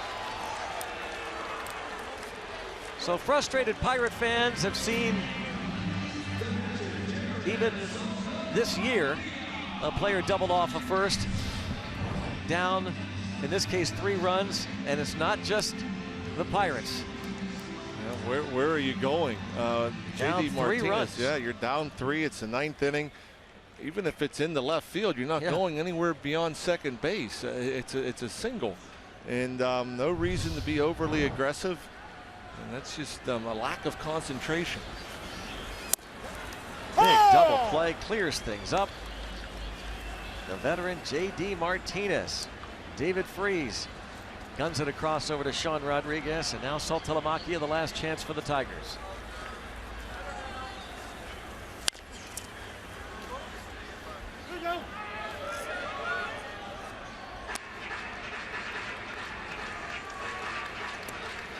Oh, 0-2.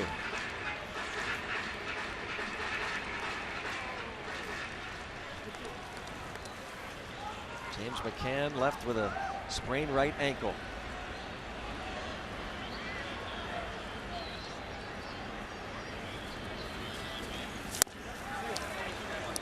Yes, raise the Jolly Roger in Detroit. The Pirates collect 17 hits. John Neese wins his first game in a Pirates uniform. Gregory Polanco leads the way this 17-hit attack. And Mark Melancon earns his 3rd save of the young season. You know, it wasn't that long ago where you